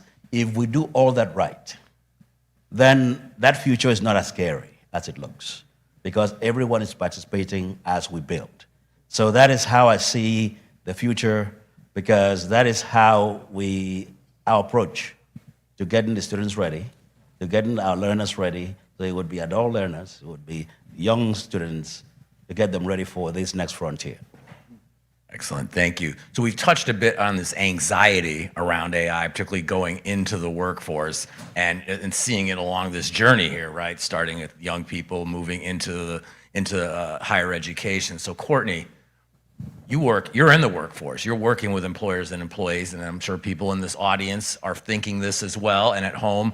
What would you tell people who are worried about AI taking their job? Yeah, absolutely. And that's a great question. I do want to add on to something Dr. Udoka just mentioned around just agent workforce biases. I think it's important too, as we leverage these agents and these teams of agents, we are still the last line of defense. It is agent teams working for a human. So any work that they produce, always the human is the last line of defense. And with anything within Microsoft's tool set, it will always have a disclosure at the end that says, this was generated using AI. Please use your discretion. So it's still up to me. I would never want to just blindly follow AI. So I think that that's super important just to always keep in the back of our minds. And then, yes, getting to your question, Kevin, I hear so often folks coming to me, students, just random people in my neighborhood, AI is going to take my job. AI is going to take my job. There's so much fear and worry. And Jenna had mentioned there's an anxiety from students around that. And the thing that I would tell all of you is AI is not going to take your job, but the person who knows how to use AI will. We do know that. I think of it, I almost liken it to the Industrial Revolution, where had that not happened, maybe I would be a seamstress and maybe I'd be working at Berkshire Hathaway's, but it would be a looming company out in the East Coast, not the huge enterprise that it is today. So with Industrial Revolution, we just had a transformation of jobs, and there was this push from frontline workers, blue collar jobs to white collar jobs. And I very much see that with this AI transformation, where the jobs are not going away. We're just transforming what the job is and the level of skill needed. So maybe before entry level jobs will be able to be completed by AI, but there's new sophisticated high-level jobs that never existed before that now do because of AI. And maybe that's the kind of job that I get. So I almost see it as AI breathing life into a whole new job set that no one ever knew about. The other thing with AI too is it's not taking the actual jobs. A lot of what it's doing is taking over the tasks. So what are those repetitive, boring, mundane tasks that you do every day? Well, let's allow AI to automate the mundane so you can focus on innovation. That's the whole point, is if I am in my day-to-day job, instead of me being in 8 hours of meetings, what if I can leverage AI to free up even 2 hours? So that way I can have 2 hours of deep work where I can think, where I can innovate, where I can think of new products. That's the whole goal, is to free up humans to do what they do best, which is to dream big. You know, it's always tough when you're the person that gets the question, what do you say to people when they say, yeah, it's gonna take their job? It always happens. So I just wanna spread out some responsibility for answering that question. Thank you, Steve. And I also wanna offer a little bit of like friendly disagreement here. AI is going to take people's jobs. AI is already changing people's jobs. And the reality that as leaders that we have to accept is that it's very possible that in 10 years, it's absolutely true that in 5 to 10 years, the workforce is going to look entirely different. And AI is not embodied yet. But it's not the AI that comes in and says, hey, fire these people because we don't need them anymore because you have a team of agents. If you're working at a large company, it's the CEO and the board of directors that makes that decision. So maybe there's some truth to AI is not going to take your job, but AI could very well influence the situation that people are in. So I think that we need to, friendly disagreement, be real about this. And when we're talking about the legacy of Dr. King, when we're talking about the beloved community, when we're talking about the Black community, we need to be real about this, and we need to put our game face on for what that means. So when I'm talking about exposure, experimentation, it's because we are going to 100% need to adapt. All of us. I have a 9-year-old daughter. I have no idea what the world looks like that she's going to be an adult in. When she's 15, she might not even know, right? Like, critical thinking is huge right now. Being adaptive is big right now. Accepting that we have to be lifelong learners. I don't care if you already got a degree, whether you graduated 5 years ago, 10 years ago, that may not be your safety net. Right? We have to be really real about the potential impact that this is going to make and transform all of our lives tremendously. And when we're talking about this moral and ethic question, I think that, entrepreneurship you brought up is really, really important. If we're saying that there's going to be new jobs created, leverage looks like we're the ones that are creating those new jobs. To create those new jobs, we need to have an entrepreneurial mindset in our community. We need to not just be playing with the agents that are given to us. We need to be in our community figuring out, how do I make an agent? What's an agent? What does that mean? And you find that you're building pathways, and that's when you're behind the scenes of the matrix and using the AI and making these things talk to each other. And the superpower that we have in our community is that we're experts in our community. So nobody's gonna be able to solve the problems in our community better than us if we are interacting with the tools and know what they're capable of doing. So if you have a domain expertise, whether you're a veterinarian and work with animals, whether you're a mentor that works with children, whether you've been running a community newspaper for the past 20 years, you have a specific domain expertise that comes with a creativity that is natural for you. You know your stuff. You know your stuff better than anybody else, at least in your neighborhood and where you're at, right? And that is the piece that AI doesn't know yet because you haven't written your book yet. That hasn't been ingested by the large companies is your specific domain expertise, your life, the way that you do your job, the way that you run your family. That mixed with exposure and an entrepreneurial mindset is the most important way that we will build leverage to deal with the reality that this is going to impact all of us. In the short term, it is true that AI will be, your job will be taken by somebody who's using AI.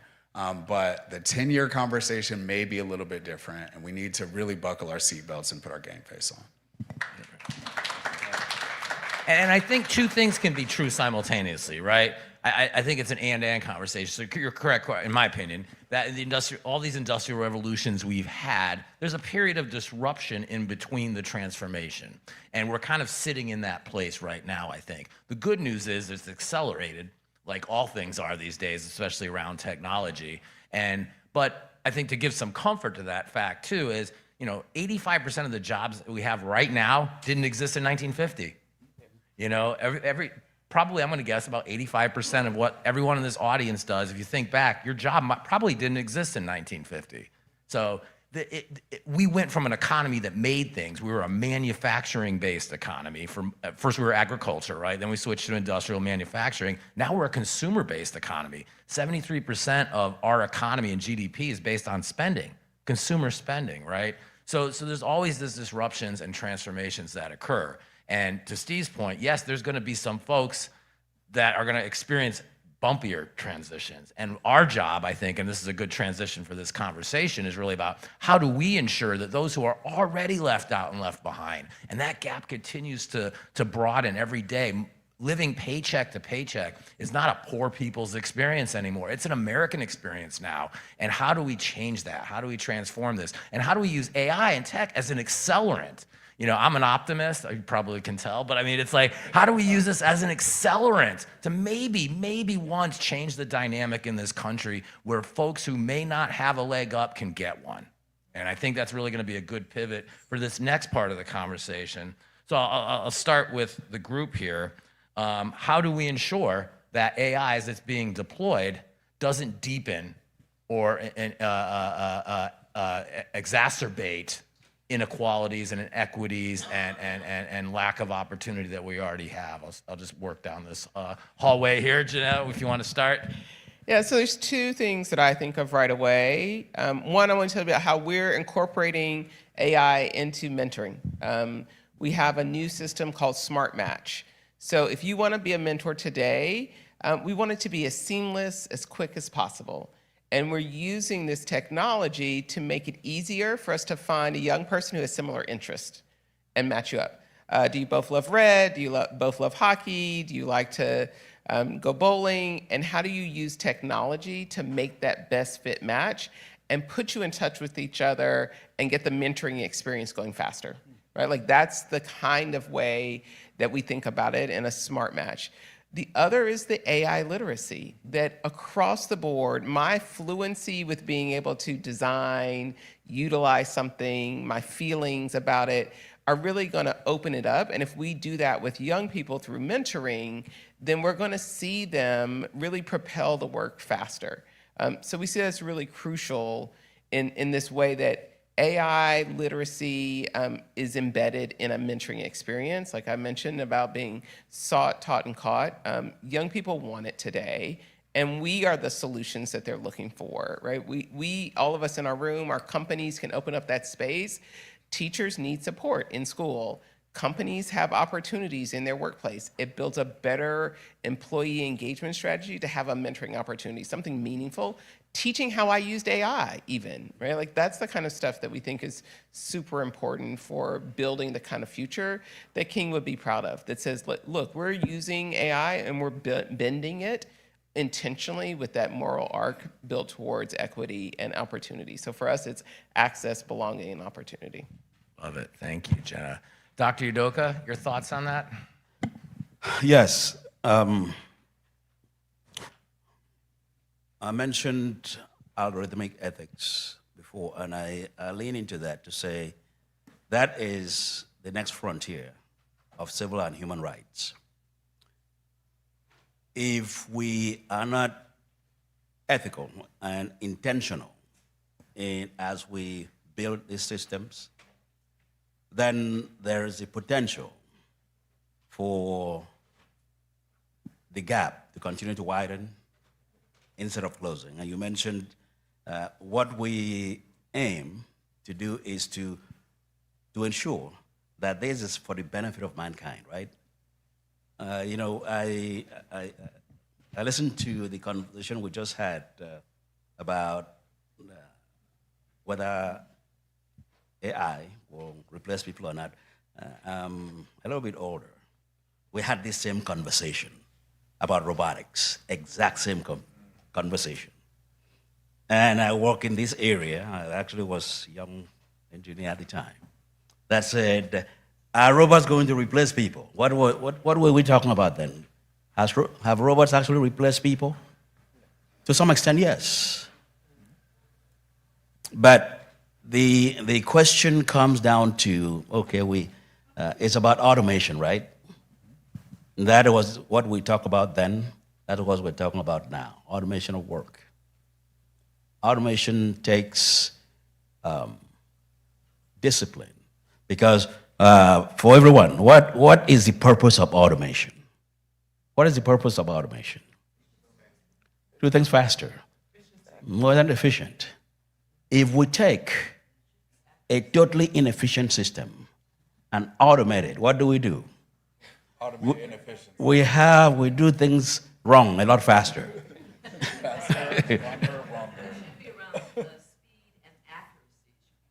Yes.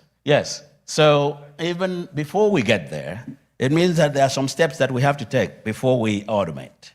We have to look for ways to maybe simplify the work, and a robot or AI cannot do work that is not standardized.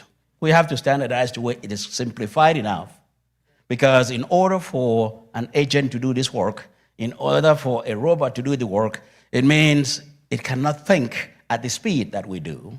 We have to lay it out in a way that this thing can do it. It's mindless work, right? So there is a need for a participation by everyone. And I want to lean into that more than increasingly, because the way we ensure that AI or any other automation is to the benefit of mankind is if we have broad participation. That means AI should not take agency away from the next generation. We have to ensure that they are part of building. They are filled with these ideas, that 9-year-old, of these ideas of what the world is about. Let's capture that and not ignore it as we build systems, because that is how we approach educating the next generation, is to ensure that as we build, all of us are in the room. Expand that room as much as possible so that we capture the knowledge base, the spaces that we occupy, to be part of this, so we have a holistic solution that works for all. Excellent, excellent. We're gonna leave some time for audience questions. So if you guys have questions, start thinking about them. We're gonna get to you guys in a couple minutes. Courtney, did you have any thoughts on that matter? Yeah, I would say for everybody in the room, it's all about equitable access to these AI tools, and so many are free. Microsoft's product, Copilot, we have a free consumer version. I would encourage all of you to download the app on your phone. We want it to be accessible to all. So I would say go ahead, start using these tools. Of course, we've got competitor tools that are also free.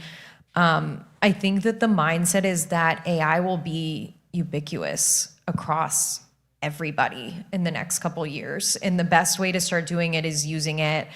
I have many mentees and they'll tell me, how can I get started in AI? Some of them have internships and I'll say, well, go on your internship, put a stake in the ground, like what is a business problem that you're trying to solve while you're at this company, and then go use AI to solve it. So just one of my recent examples, my mentee, she's right down the street at Koch Industries at Georgia Pacific, and she used AI, she's a pricing analyst, to create an agent for some process in her day-to-day. And then she was asked by leadership to go present this agent that she created. So for me, that was just her thinking outside the box, using these tools. I think the way to not deepen the divide is also to put the tools just in the hands of everybody. Because just from my vantage point from enterprise, it's all about how can we make sure that these tools are in the hands of every worker. We don't exclude them from the frontline workers because they have amazing ideas too. They should always have access to the tools. We shouldn't give access just to the C-suite or just to our top level management. It should be to every single person at the company, because so often those ideas that really transform the way a company works or are able to create massive ROI for a company, often those ideas are produced by somebody on the front line that's doing the work day to day. It's not the people sitting at the top. So that's been a major push too, is just to make sure that everybody at the organization has access to these tools, not just the people at the top.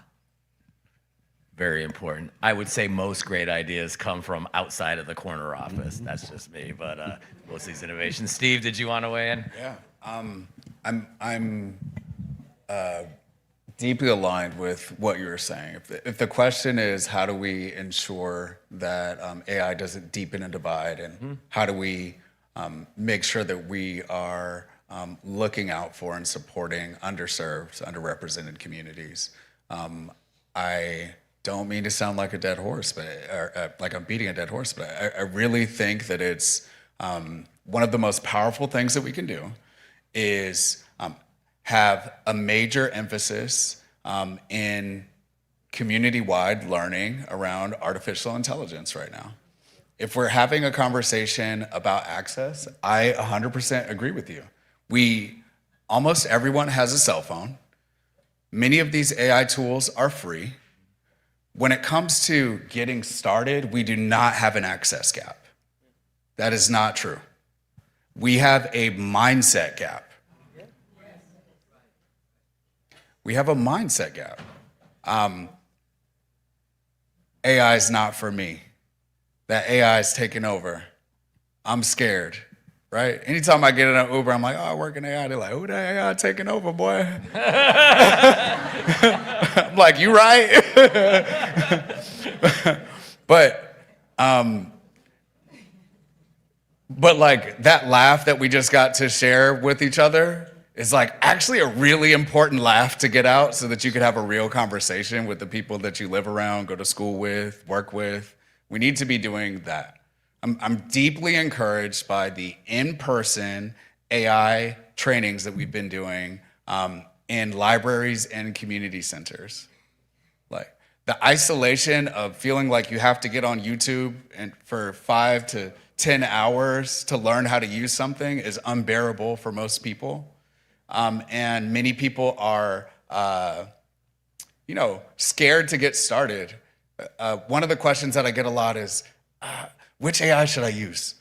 Should I use ChatGPT, Gemini, Claude, DeepSeek? Dang, that's ran by China. Is that bad? Like, but all of these models are so similar, and there's a new best model every week, week over week, right?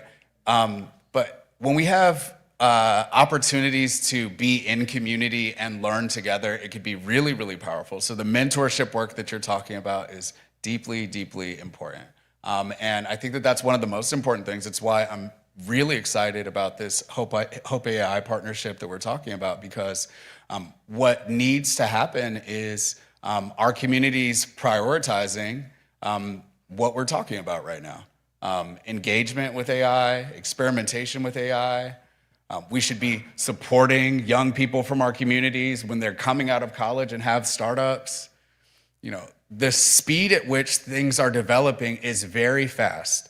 And we have a great opportunity in this moment because there isn't a 5-year, 10-year, 2-year, 1-year gap between a new innovation in AI and being able to get access to those things.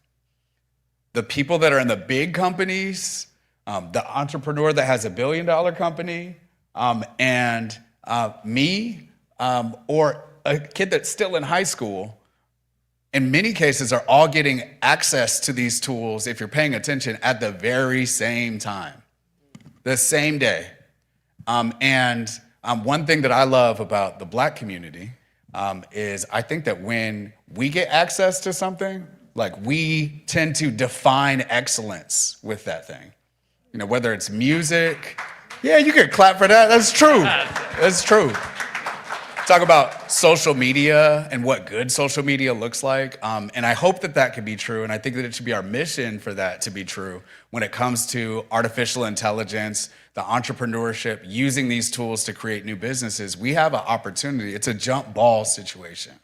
Like, whoever gets the ball first is going to have an edge.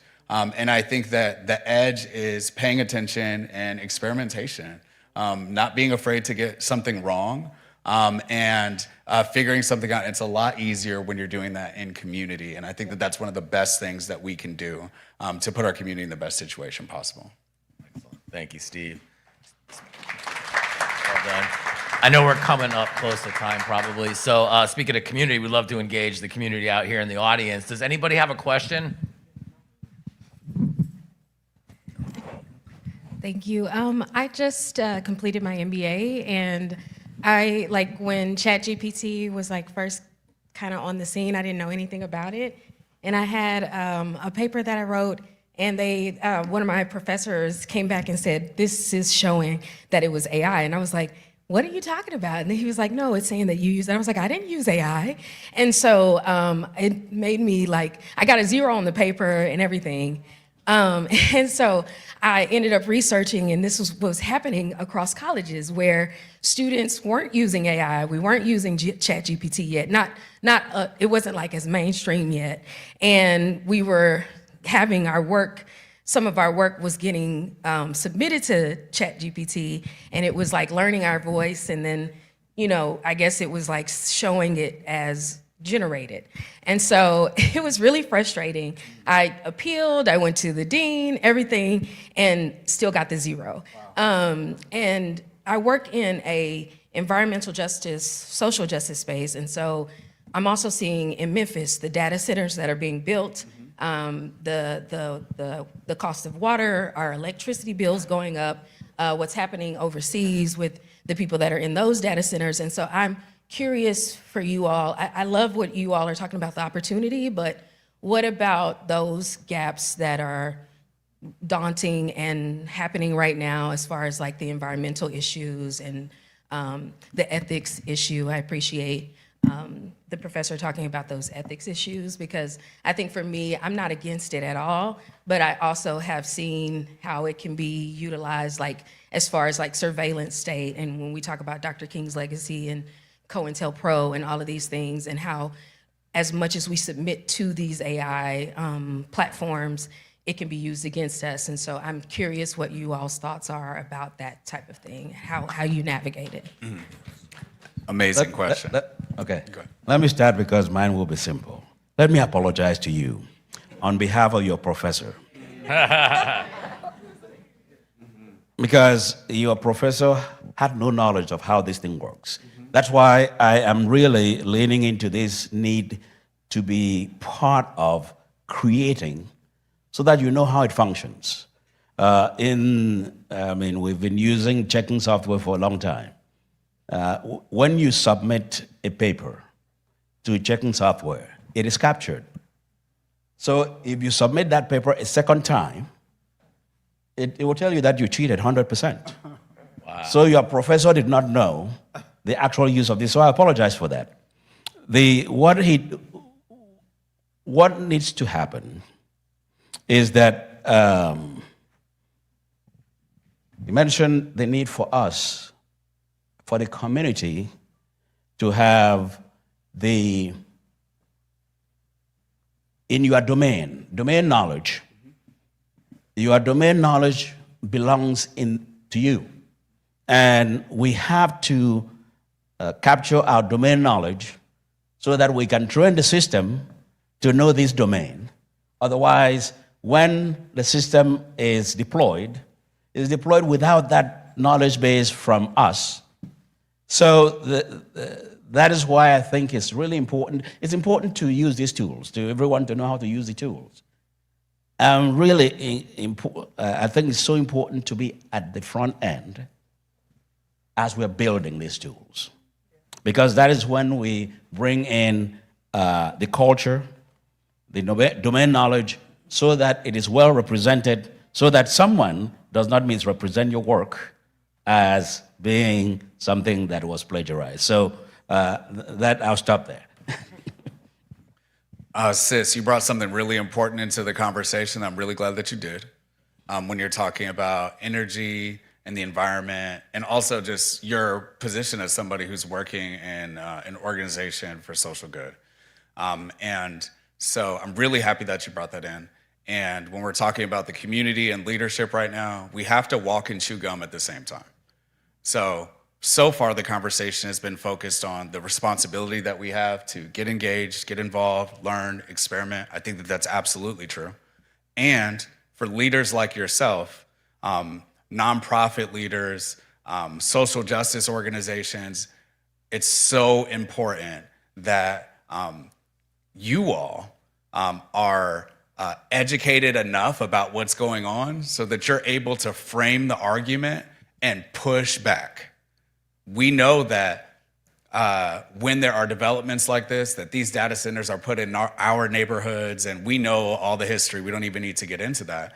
But over the past year, I was really happy to see that there was a lot of pushback from Americans about the energy usage. And in a lot of cases, that came down to, wait, my energy bill shouldn't be higher because they're training large language models.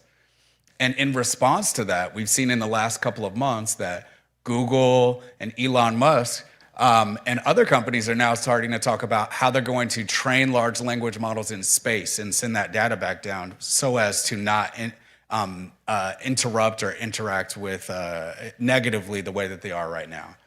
So what I'm trying to say is that it's really, really important to continue to push back and to be loud and really clear around what we will accept and won't accept. And that's a big part, especially as we're talking about King's legacy, of the responsibility that we have and how we build leverage. We've always been the moral compass and moral leaders of our community. And as much as we're focused on King's dream of economic freedom, we also need to be grounded in King's moral authority and the responsibility that our community will continue to have to hold that. So we need to do both at the same time. I think it's a super salient point as well, because you all may or may not know, but Microsoft built one of their largest data centers in the Atlanta area. And Satya, our CEO, has come back and said that they will not take any tax breaks. They will pay extra taxes, so that way all the people in the surrounding areas don't pay more in taxes. And it's because of folks like you that are able to recognize it and say, hey, my taxes have went up. What's gone on? So CEOs are recognizing it. Companies are trying to make it right and be accountable. So I think that's super important. I used to be a professor. I was a C# professor at Georgia Gwinnett College, and I retired like right as AI was coming into the picture. But I'll still have professors ask me like what, because it's a lot of times it's up to the professor what they want to do. If they want to use a tool to check for AI, if they want to leave it open. It's one of those just catch-22s where I also see, why not have it open? Why check everything? Unless it's like an English class. But when you get on the job site, you're going to be able to use the tools. It's almost like being able to use a calculator as well. So I think there's different schools of thought on it too, where it's like you should be so open-minded to realize that when you get into your next job, you're likely going to have access to an AI tool that could help you with whatever you're writing. And so why not be able to perfect the craft? Do we have another question? Oh, we got a wrap? Okay. Well, cool. Sorry about that. Let me get Jenna here one more question. What makes you most hopeful about AI? I'm excited about what it can enable for young people in their future, right? Like we talked about any other kind of tools, a key that gives you access really is what we have the opportunity to do, and I'm excited about them being the designers of that. I want a future that's built on mentorship where I'm in touch with the next generation and that they are empowered even more. Thank you. So, Dr. King reminded us that systems don't build communities, people do, right? And that always should be factored into these conversations as we're moving forward. And, the question is no longer what works, we know what works. And, Dr. King carried a moral vision, and our calling is to deliver the execution, right? So I think all of us, if we can take that away, go back to your work, your home, your schools, and take this knowledge and apply it into something that Dr. King would be proud of, that we can build a beloved community where everyone shares and everyone participates. And remember, the beloved community, back to where we started, is not a dream, it's a deadline. The imperative is now. Thank you for listening. Thank our guests, Jenna Baugh, Steve Pargett, Courtney Vallis, and Dr. Savannah Sudoka. Thank you, everybody. Thank you to the King Center for having us.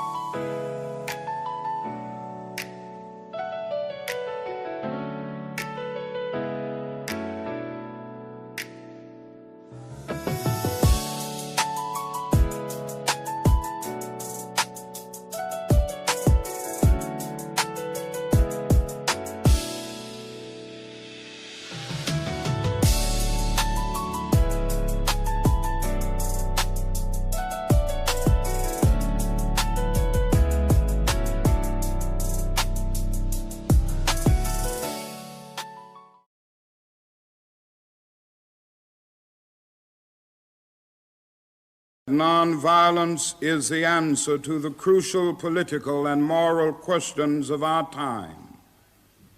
The need for man to overcome oppression and violence without resorting to violence and oppression.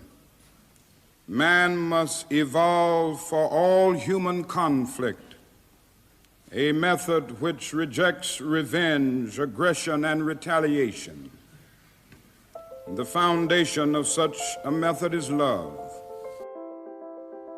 Dr. Martin Luther King Jr. changed the world when he demonstrated what could be achieved through nonviolence. Now, you can learn how to live and practice this philosophy yourself through Nonviolence 365 Online, an innovative digital experience developed by the Martin Luther King Jr. Center for Nonviolent Social Change. Nonviolence 365 Online features extensive video interviews with real nonviolence practitioners, including the King Center CEO Dr. Bernice A. King, King Center certified instructors and trainers, and veterans of the civil rights movement.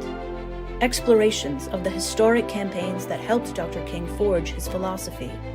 Immersive, annotated reading experiences that enhance Dr. King's most influential writings on nonviolence. Custom activities, including quizzes and interactive scenarios to help you practice along the way. Real-world exercises to help you start applying nonviolence in your daily life. Nonviolence 365 is a love-centered way of thinking, speaking, engaging, and acting that leads to personal, cultural, and societal transformation. It isn't just a concept for philosophers or political leaders.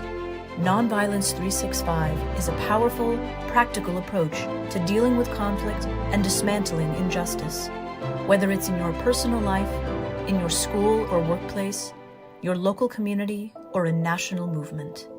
Dr. King, Mrs. Coretta Scott King, and many others sought to create the beloved community, a society built on global cooperation and equity. This wasn't a lofty utopian dream.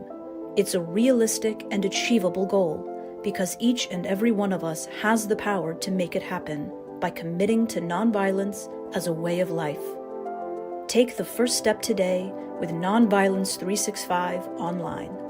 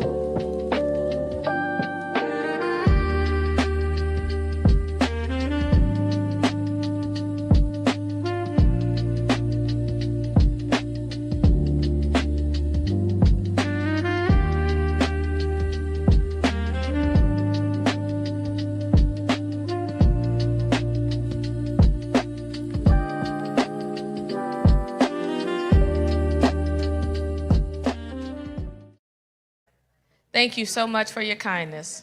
Thank you. Okay. All right. T-minus 30 seconds. T-minus 30 seconds. We will be resuming with our next session. Thank you for your kindness. All right, everyone. Our closing keynote for the panel, we just completed our panel on AI, and as AI is rapidly deployed across every facet of our life, it's so important that we maintain human-centered design so that we don't extinguish our human value in the process. And so I'd also would like to introduce Mr. Howard Wright, who will deliver our keynote for the Beloved Community Global Summit. He is the Vice President of Startup Ecosystems at NVIDIA. And so please welcome Mr. Howard Wright.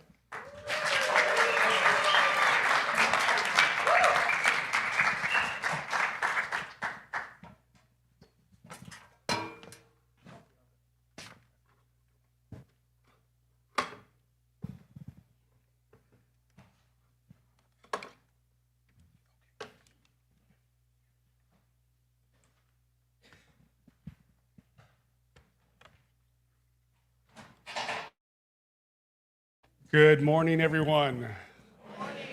Here to talk about authentic leadership. And I think I'm probably more a witness of authentic leadership than an exemplar of authentic leadership. But nonetheless, I'd like to share how I got here and how we got here. Bear with us as we're getting the slides to pop up on the screen here. And Chris and others are doing some magical work back there.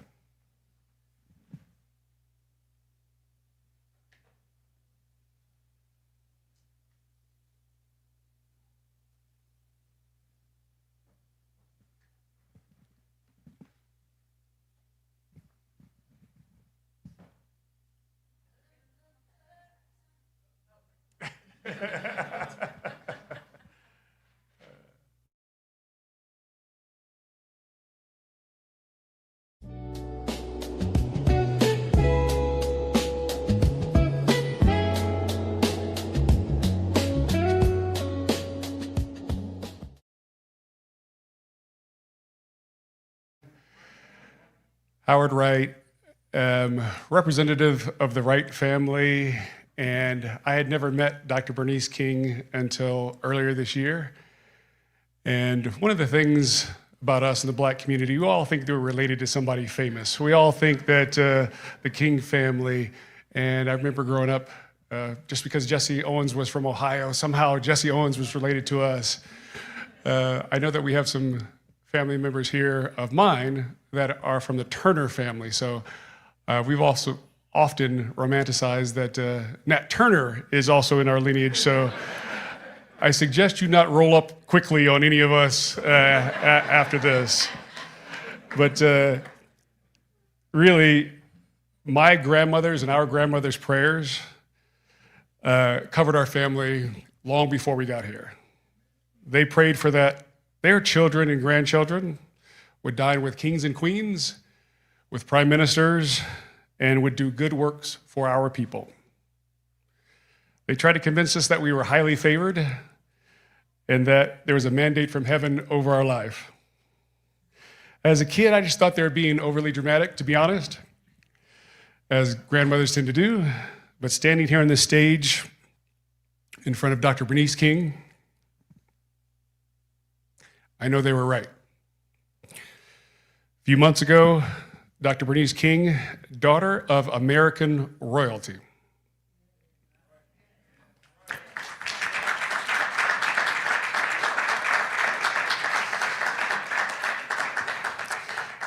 Keeper of her father's and mother's legacy.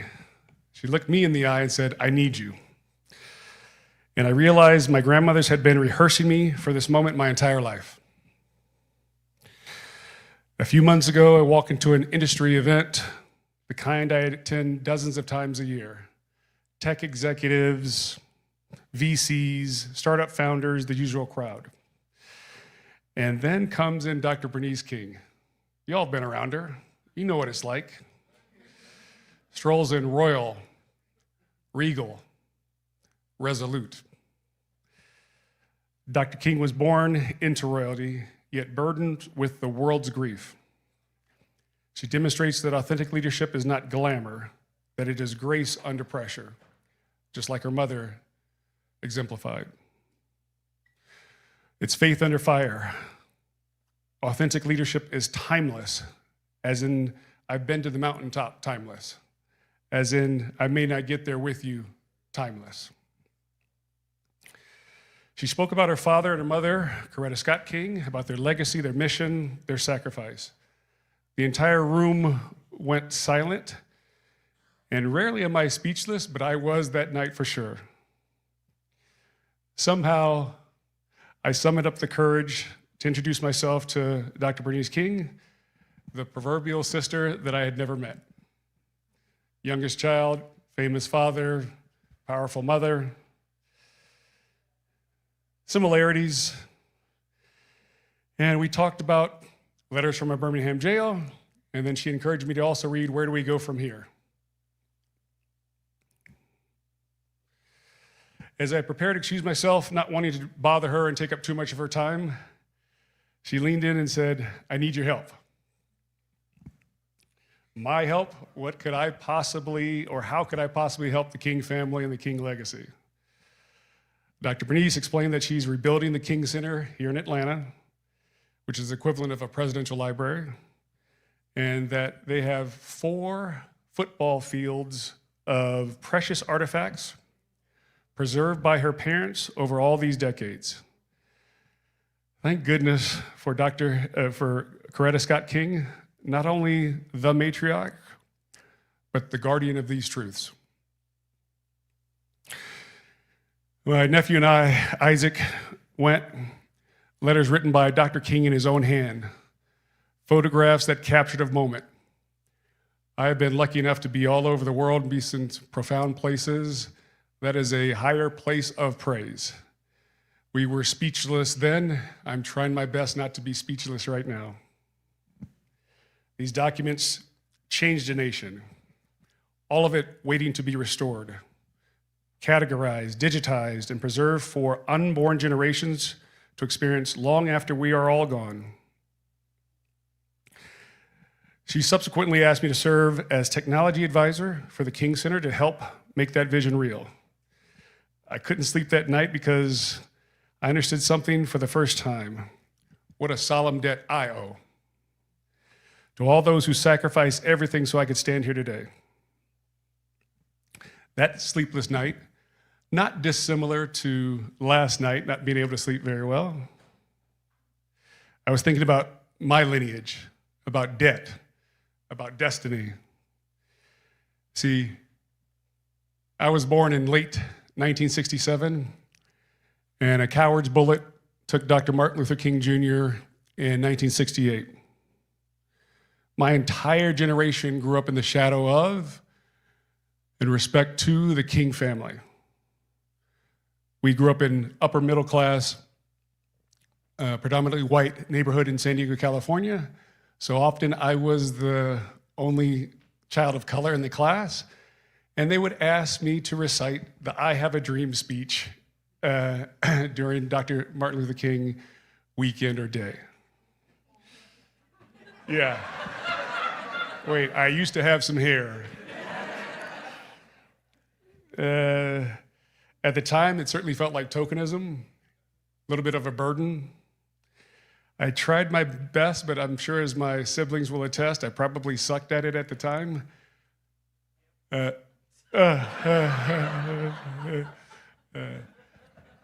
big afro and zero to no confidence and absolutely no connection to the historical moment that I was trying to connect with then, that I have now connected with all these years later.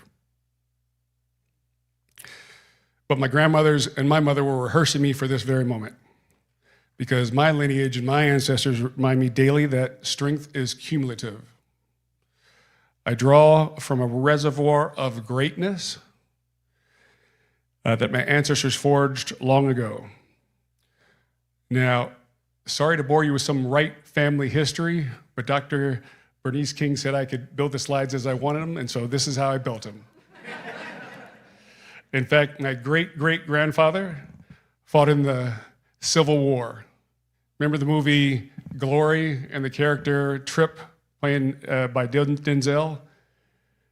That's what I believe was the embodiment of my 17-year-old, at the time, great-great-grandfather, Edward Braxton. He and his brothers and his family members enlisted in 1863, when at the time, a Negro in military uniform could be summarily executed on the spot by the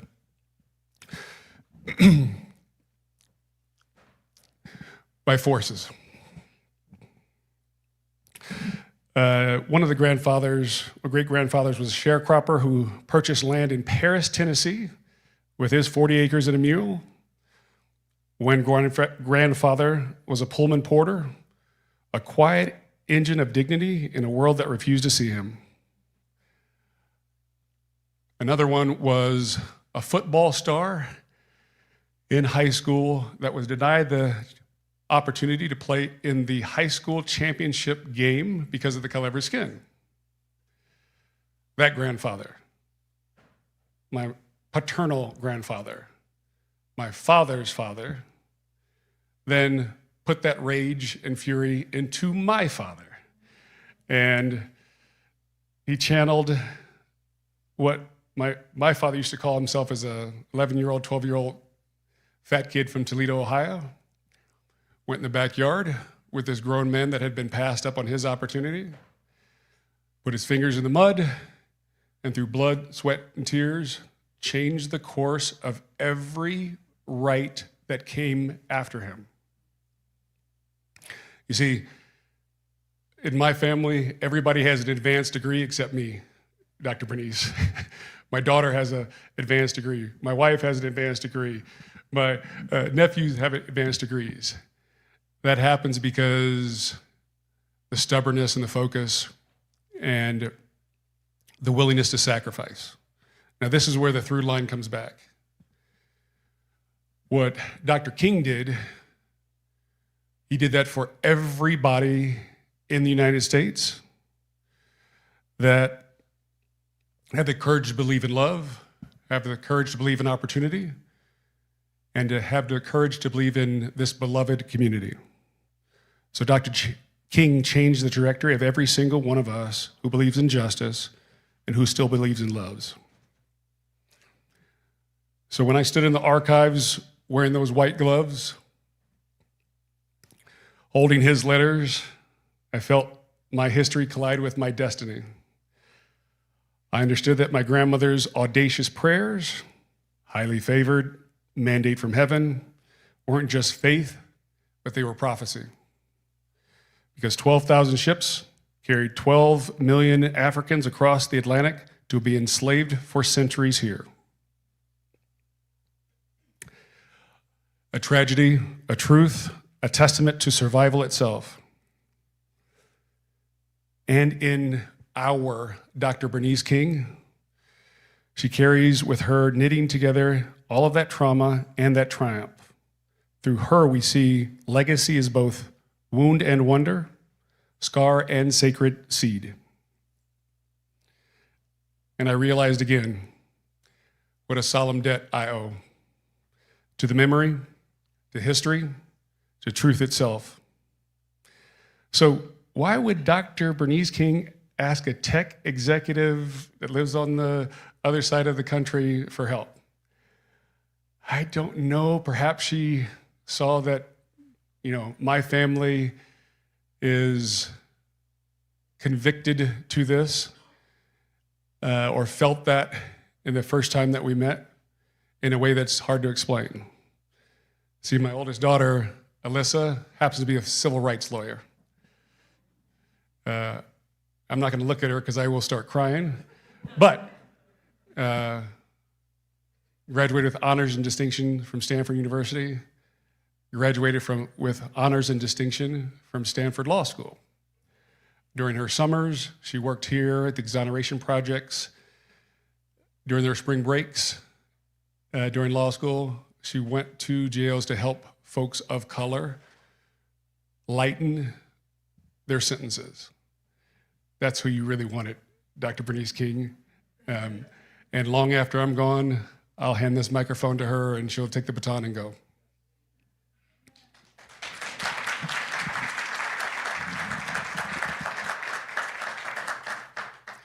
So why would the keeper of her father's moral legacy reach out to someone who spends his days building AI infrastructure with the world's most fascinating startups? At first, I didn't understand it myself, but then I realized we're living in Dr. King's warning as well. He said, our scientific power has outrun our spiritual power. We have guided missiles and misguided men. Said that in 1965, and it could be true right today in 2026. We have artificial intelligence capable of curing disease and spreading disinformation for profit. We have tools that can democratize opportunity or concentrate power in fewer hands than ever before. We have technology advancing faster than our moral imagination can keep pace. Dr. King saw this coming. And his daughter knows that the principles he died for, justice, love, nonviolence, the beloved community, must guide how we build the future. That's why she needs people like me. Not because I have all the answers, clearly I do not, but because I stand in this intersection. At NVIDIA, we work tirelessly to democratize access to the most powerful computing technology ever created. We also work tirelessly to give access to all. AI for good, AI for us, moral AI, responsible AI. It is not just energy unleashed, it's purpose and mission. We're enabling startups to build transformative AI companies that will reshape healthcare, education, quantum, fusion, robotics, climate, literally every aspect of human life. And to participate on a nonprofit board, we have to ask our CEO. So my CEO, Jensen Huang, one of the most important men in the creation of and the evangelization of AI, runs a $4.6 trillion market cap company, and he is on planes, trains, and automobiles all day, every day, working with partners and governments. He, on one of the flights, told me that he gets about 1,000 emails a day. And he uses AI to help him sort through those, those emails. So I sent him an email explaining what I would like to do. And 93 seconds later, he came back with an emphatic yes, with 4 simple words. Go do great work. Now, I don't know what that means yet, but Dr. Bernice King and the King family will tell me what to do, and I will be a servant to that.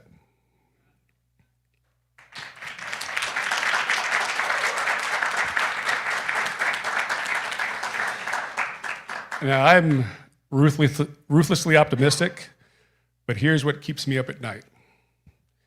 You cannot build the right future if you erase the past.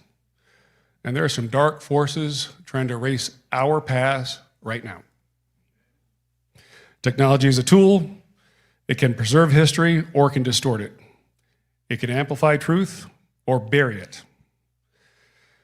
The same AI that can help us digitize and protect 4 football fields of irreplaceable artifacts can also generate deep fakes that try to rewrite the history entirely. The same platforms that connect us can divide us. The same innovation that promises abundance can deepen inequality. So let me ask us, what in our character in this age of AI, will we use these tools to preserve what is sacred, or will we let convenience erase our moral compass? Will we lead with love, or let algorithms amplify the hate? Will excellence be preserved or erased? Standing here today, I already told you I feel like an imposter. What I know about authentic leadership, I've witnessed it for generations. Fathers, mothers, brothers, children. But maybe that's the point of why Dr. Bernice King asked me. Authentic leadership isn't about having all the answers, it's about asking the right questions. It's about aligning power with purpose, influence with integrity, and this innovation, especially with inclusion. It's about understanding that the harder the challenge, the deeper the call. The heavier the burden, the more hands must carry. And it begins where comfort ends. That's why I accepted this mission, not because I'm worthy. I am not. I clearly am not. But because I owe a solemn debt and vow to use every tool, every gift, every connection I have to preserve the truth that makes us all free. So what does it mean to lead authentically in this critical hour? Dr. King gave us the answer. The ultimate measure of man is not where he stands in moments of comfort and convenience, but where he stands at times of challenge and controversy. We are in times of challenge and controversy. And the measure now belongs not just to individuals, but to institutions, nations, and to humanity itself. So here's what authentic leadership looks like in practice. For those of us in technology, let's stop asking, can we? And maybe start asking, should we? And more importantly, who benefits when we do? Let's build with ethics first, not as an afterthought, but as a foundation.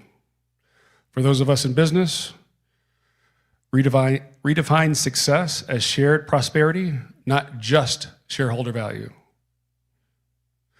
For those of us in positions of influence, use your platform to amplify truth, not just your brand. Remember that delay in the face of suffering is itself a moral decision. Preserve excellence where you find it, because excellence, if not preserved, can be erased. Lead with love when it's easier to hate. Lift when others withdraw. Question bravely, love boldly, and lead truthfully. Your father told us, and I'm trying every day, I have decided to love. Hate is too great a burden to bear.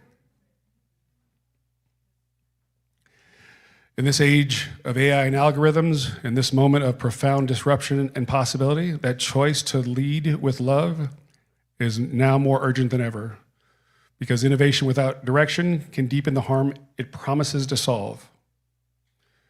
But innovation guided by ethics, by love, by principles Dr. King gave his life for, that can democratize dignity itself. So as we leave this summit, may we not just leave inspired, but transformed. May our ethics lead our innovation. May our courage overcome our caution. May our love be the loudest thing about us. I gotta believe that Coretta Scott King is awful proud of Dr. Bernice King.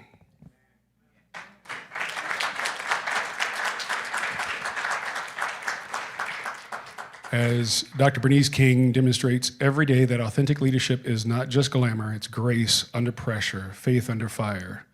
It's not perfection, it's purpose. It's not comfort, it's conviction. It's not applause, it's alignment. When I met her, my history collided with my destiny. And I understood that my task is not simply to achieve, but to preserve, to restore, to protect, and digitize the moral treasures of the 20th century so that they can instruct the consciousness of the 21st century. That's my solemn debt. and I'm asking you all to help me repay it. Support the King Center. Visit the archives if you haven't already. Share the stories. Tell the truth. Teach the principles. They led with love when it was easier to hate. They lifted when others withdrew. They preserved what others forgot. That's what we want the historians to say about this generation. What a solemn debt we owe to the dream and to the dreamer himself. I'm not quite sure how, Dr. Bernice, but as my grandmothers and other family members as my witness, before I leave this earth, I will do something profound enough to properly honor you, your parents, and the King family. Thank you.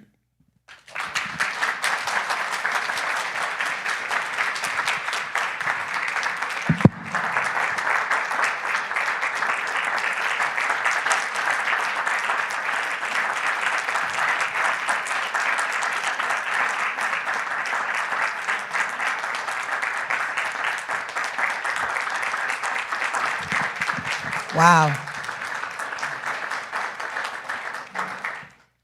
I promise you, we had no conversation. You can be seated just for a minute. Howard, thank you from the bottom of my heart for what you imparted here today. This was not a coincidence. This was not an accident, but it was by God's divine design that you were the person chosen to close this summit with no prompting or anything. It's amazing to me how in my life I've seen God literally do some profound things. I struggle with high altitudes.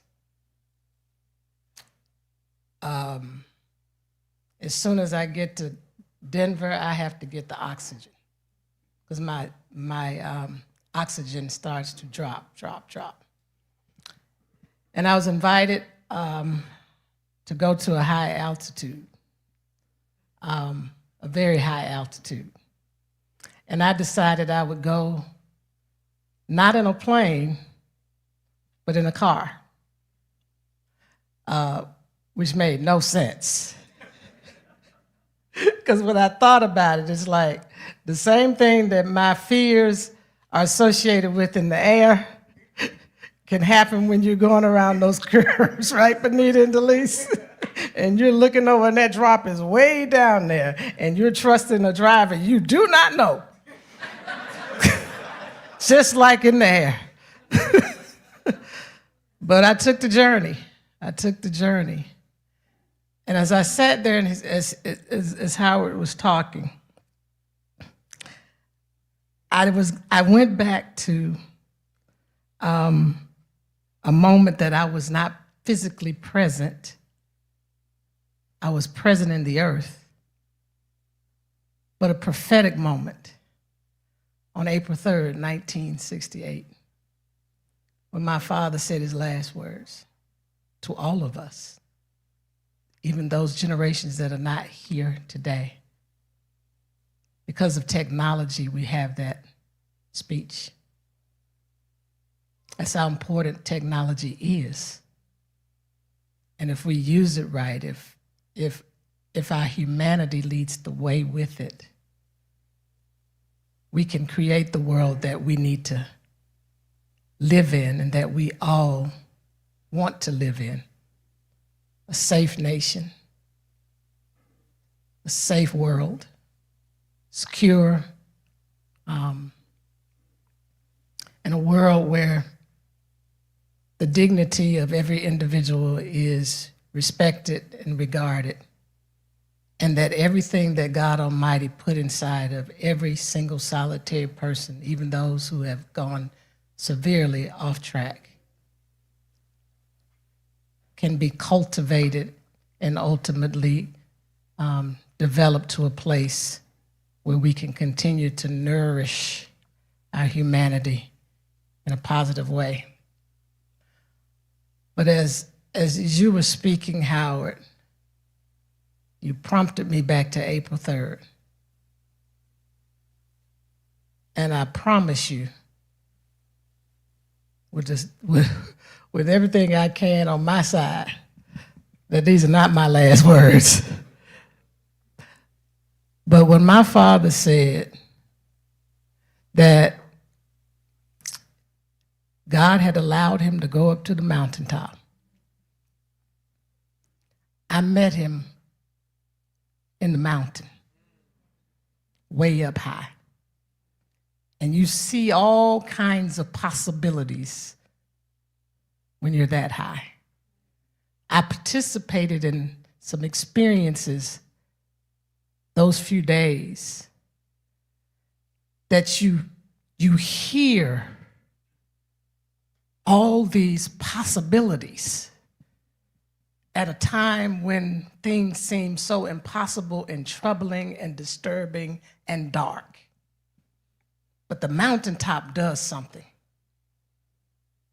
It refreshes you. It rejuvenates you. It reawakens you.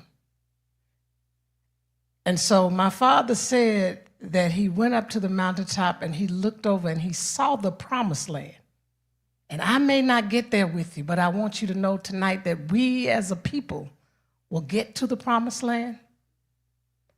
I declare today, even though there's not 1,000, 10,000, 100,000, 1 million or more people in this room, what those of you who have been a part of this experience have gone through, if you dare to lean in to everything that has been shared here today, it is possible and it can happen. The transformation that we are desperately in need of can happen. Nothing is impossible. I'm a minister, I'm not getting ready to preach, but I believe with God all things are possible.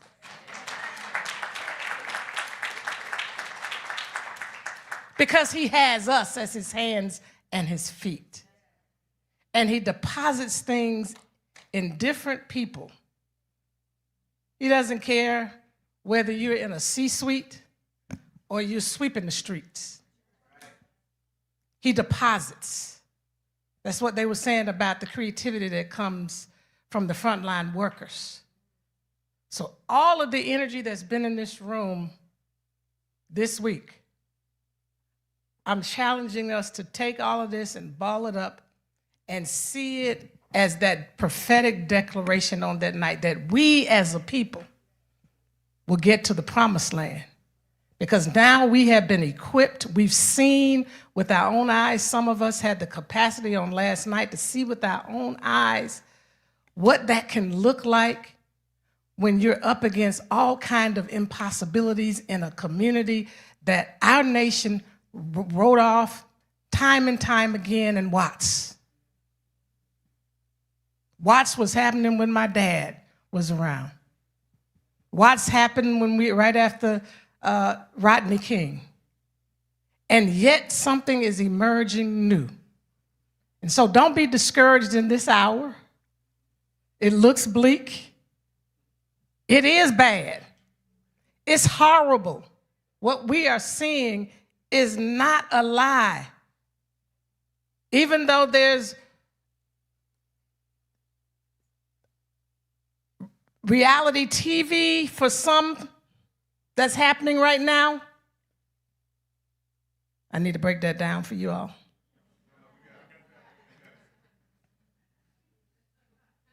I told the commemorative service in 2016, if we're not careful, we're going to end up having a reality TV host leading our nation. That was then.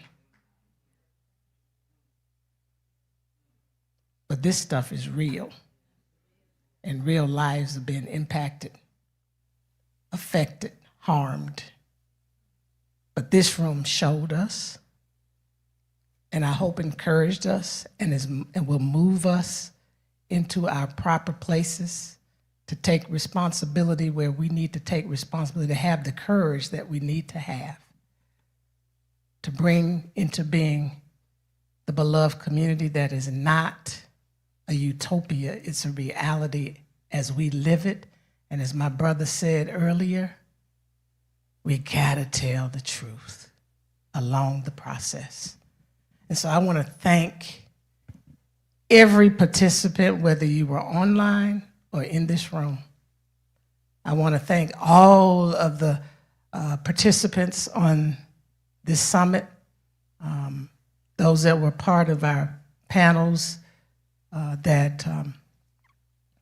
Operation Hope, my God, I wanted to stay here all day with them today. Habitat for Humanity, Kapoor, the Carter Center, and the Habitat and the National Center where we sit now for civil and human rights. And my debt of gratitude to Jill and her leadership team. They've done a tremendous job, wouldn't you say, on today. I want to thank them for hosting us. And I want to especially give deep love to Kathy Hughes. She was with us yesterday, very powerful. She stayed with us last night. She's going to help us with this incredible. It's not a movie. It's a movement. Nothing to see here, Watts. And so thank God for her. Thank God for John Bryant taking that trip back from his respite over in Hawaii to come be with us. I praise God for my friendship with him and the work that we're doing together, even in this space of AI. And as we look at, excuse me, the upcoming 100th birthdays of my mother and my father. My mother next year in April of 2027, so keep your ears open for that. And my father in 2029. But Howard, you ended us right. You were authentic in this place today. And hopefully you have unleashed some authentic leadership in this room and across social media as we stream this experience. So leave today energized, empowered, knowing that the mission is possible. We can build community. We can unite our nation. But it's the way we do it. And we were reminded as we closed out today through this vessel. I hope you will join us in this movement to preserve, restore, and bring to life these archives. And I'll just say one thing, it's actually more than 4 football fields. It's probably closer, it's closer, no, that's Mom. The full is probably close to 13 linear feet of archives. And I'm saying that because so many people don't know that the King Center has an archive. It's one of the most valued treasure troves in this nation. And it's endangered if we don't raise the monies to do what is necessary to make sure that all of that history and what went into a movement under my father's leadership be available for future generations to extract the consciousness and to be stimulated to come up with strategies to address these tough times. So your donation, you don't have to be a billionaire. Your company doesn't have to be worth $1 trillion or more. Your heart just has to be in this place. So I'm calling on hearts now, because it's important that what Coretta Scott King started really in 1955 when the movement began. And she told one of the members of the church, please take this recording with you tonight, because I believe it's a moment of history. And when my father opened his mouth as the president of the Montgomery Improvement Association on that night to continue the boycott, one-day boycott that had begun, it was because of her that we have those first words. And it's because of her that the building we're sitting in today has the original papers, some of the original papers of my father on display. It's because of Coretta Scott King that people who come here from around the world go to the birth home, because in 1966 they were about to demolish it. And Coretta Scott King, while Martin King was still breathing and doing his work, went to Mayor Ivan Allen and said, please, let's save this important place and areas around the birth home. And so that's why we have the birth home. It's because of her that we have the Martin Luther King Jr. Historical Park, not because of the Park Service. Some people in this city think that's the case. Not because of the federal government, because of her going to her friend, President Jimmy Carter, and saying, I need you to come complement what we're doing here in Atlanta. Because she had decided to place the King Center right next to, down the street from, the birth home.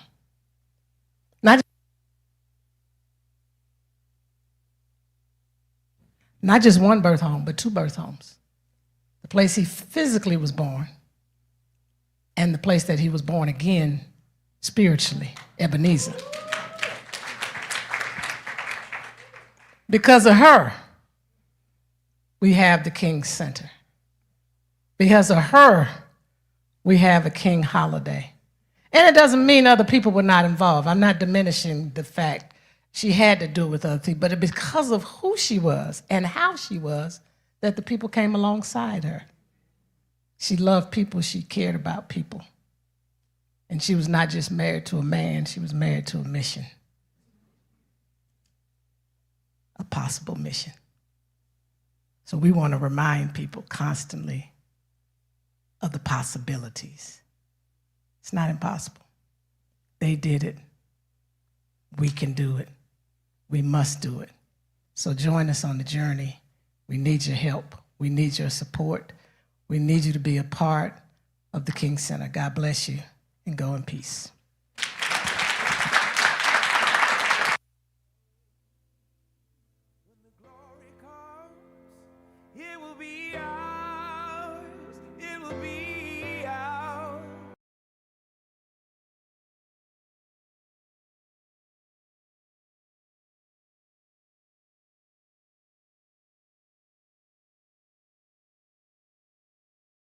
Nonviolence is the answer to the crucial political and moral questions of our time.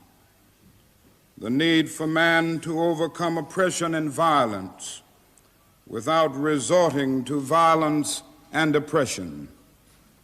Man must evolve for all human conflict a method which rejects revenge, aggression, and retaliation. The foundation of such a method is love.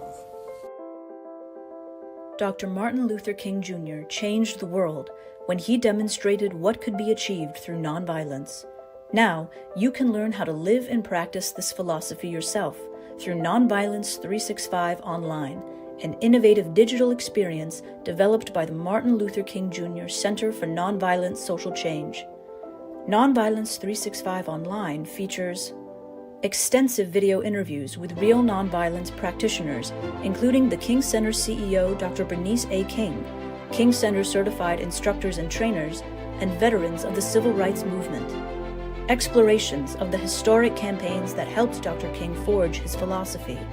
Immersive, annotated reading experiences that enhance Dr. King's most influential writings on nonviolence. Custom activities, including quizzes and interactive scenarios to help you practice along the way. Real-world exercises to help you start applying nonviolence in your daily life. Nonviolence 365 is a love-centered way of thinking, speaking, engaging, and acting that leads to personal, cultural, and societal transformation. It isn't just a concept for philosophers or political leaders. Nonviolence 365 is a powerful, practical approach to dealing with conflict and dismantling injustice. Whether it's in your personal life, in your school or workplace, your local community, or a national movement. Dr. King, Mrs. Coretta Scott King, and many others sought to create the beloved community, a society built on global cooperation and equity. This wasn't a lofty utopian dream. It's a realistic and achievable goal because each and every one of us has the power to make it happen by committing to nonviolence as a way of life. Take the first step today with Nonviolence 365 online.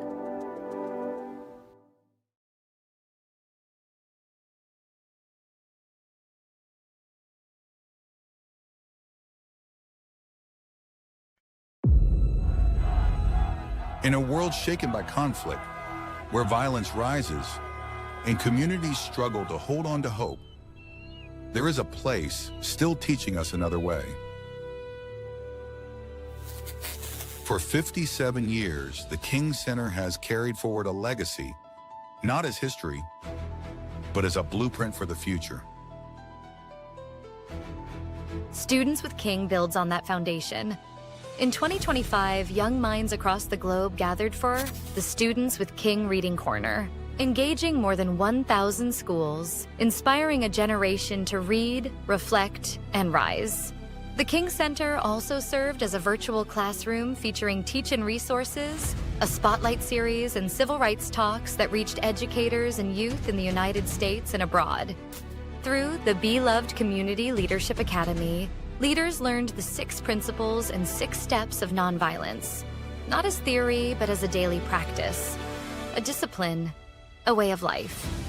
The information that I am learning in this program, I take back to my home school and I try to educate my own friends so we can all build a beloved community and live in the World House peacefully. In a time when faith communities are too often divided, the Better Together Initiative united global participants, Christians, Muslims, Buddhists, Seekers, standing shoulder to shoulder for the beloved community. And in the corporate world, the Atlanta Dream stepped forward, embedding nonviolence into their culture, their leadership, and their commitment to inclusion. There's answers in that curriculum. It's how you apply it that matters. When I moved to the US, I struggled with low self-esteem and that. The whole training has given me a safe space. It's like a therapy for me. When wildfires devastated communities in California, the King Center partnered with the Atlanta Dream in restoring one's hope of Atlanta, packing care packages and sending hope across the country. The King Center, in partnership with the King's Table and New Birth Missionary Baptist Church, brought food, dignity, and hope to Atlanta families. We want the world to know today that although the shutdown is over, we have not shut down our compassion. From Atlanta to Montgomery, the King Center's fellows, interns, scholars, and Beloved Community Leadership Academy students walk the path of history, encountering the past, learning its lessons, and carrying its courage into the present. In a world growing more violent, the King Center is growing something stronger. This is the work. This is the moment. And together, we build the beloved community.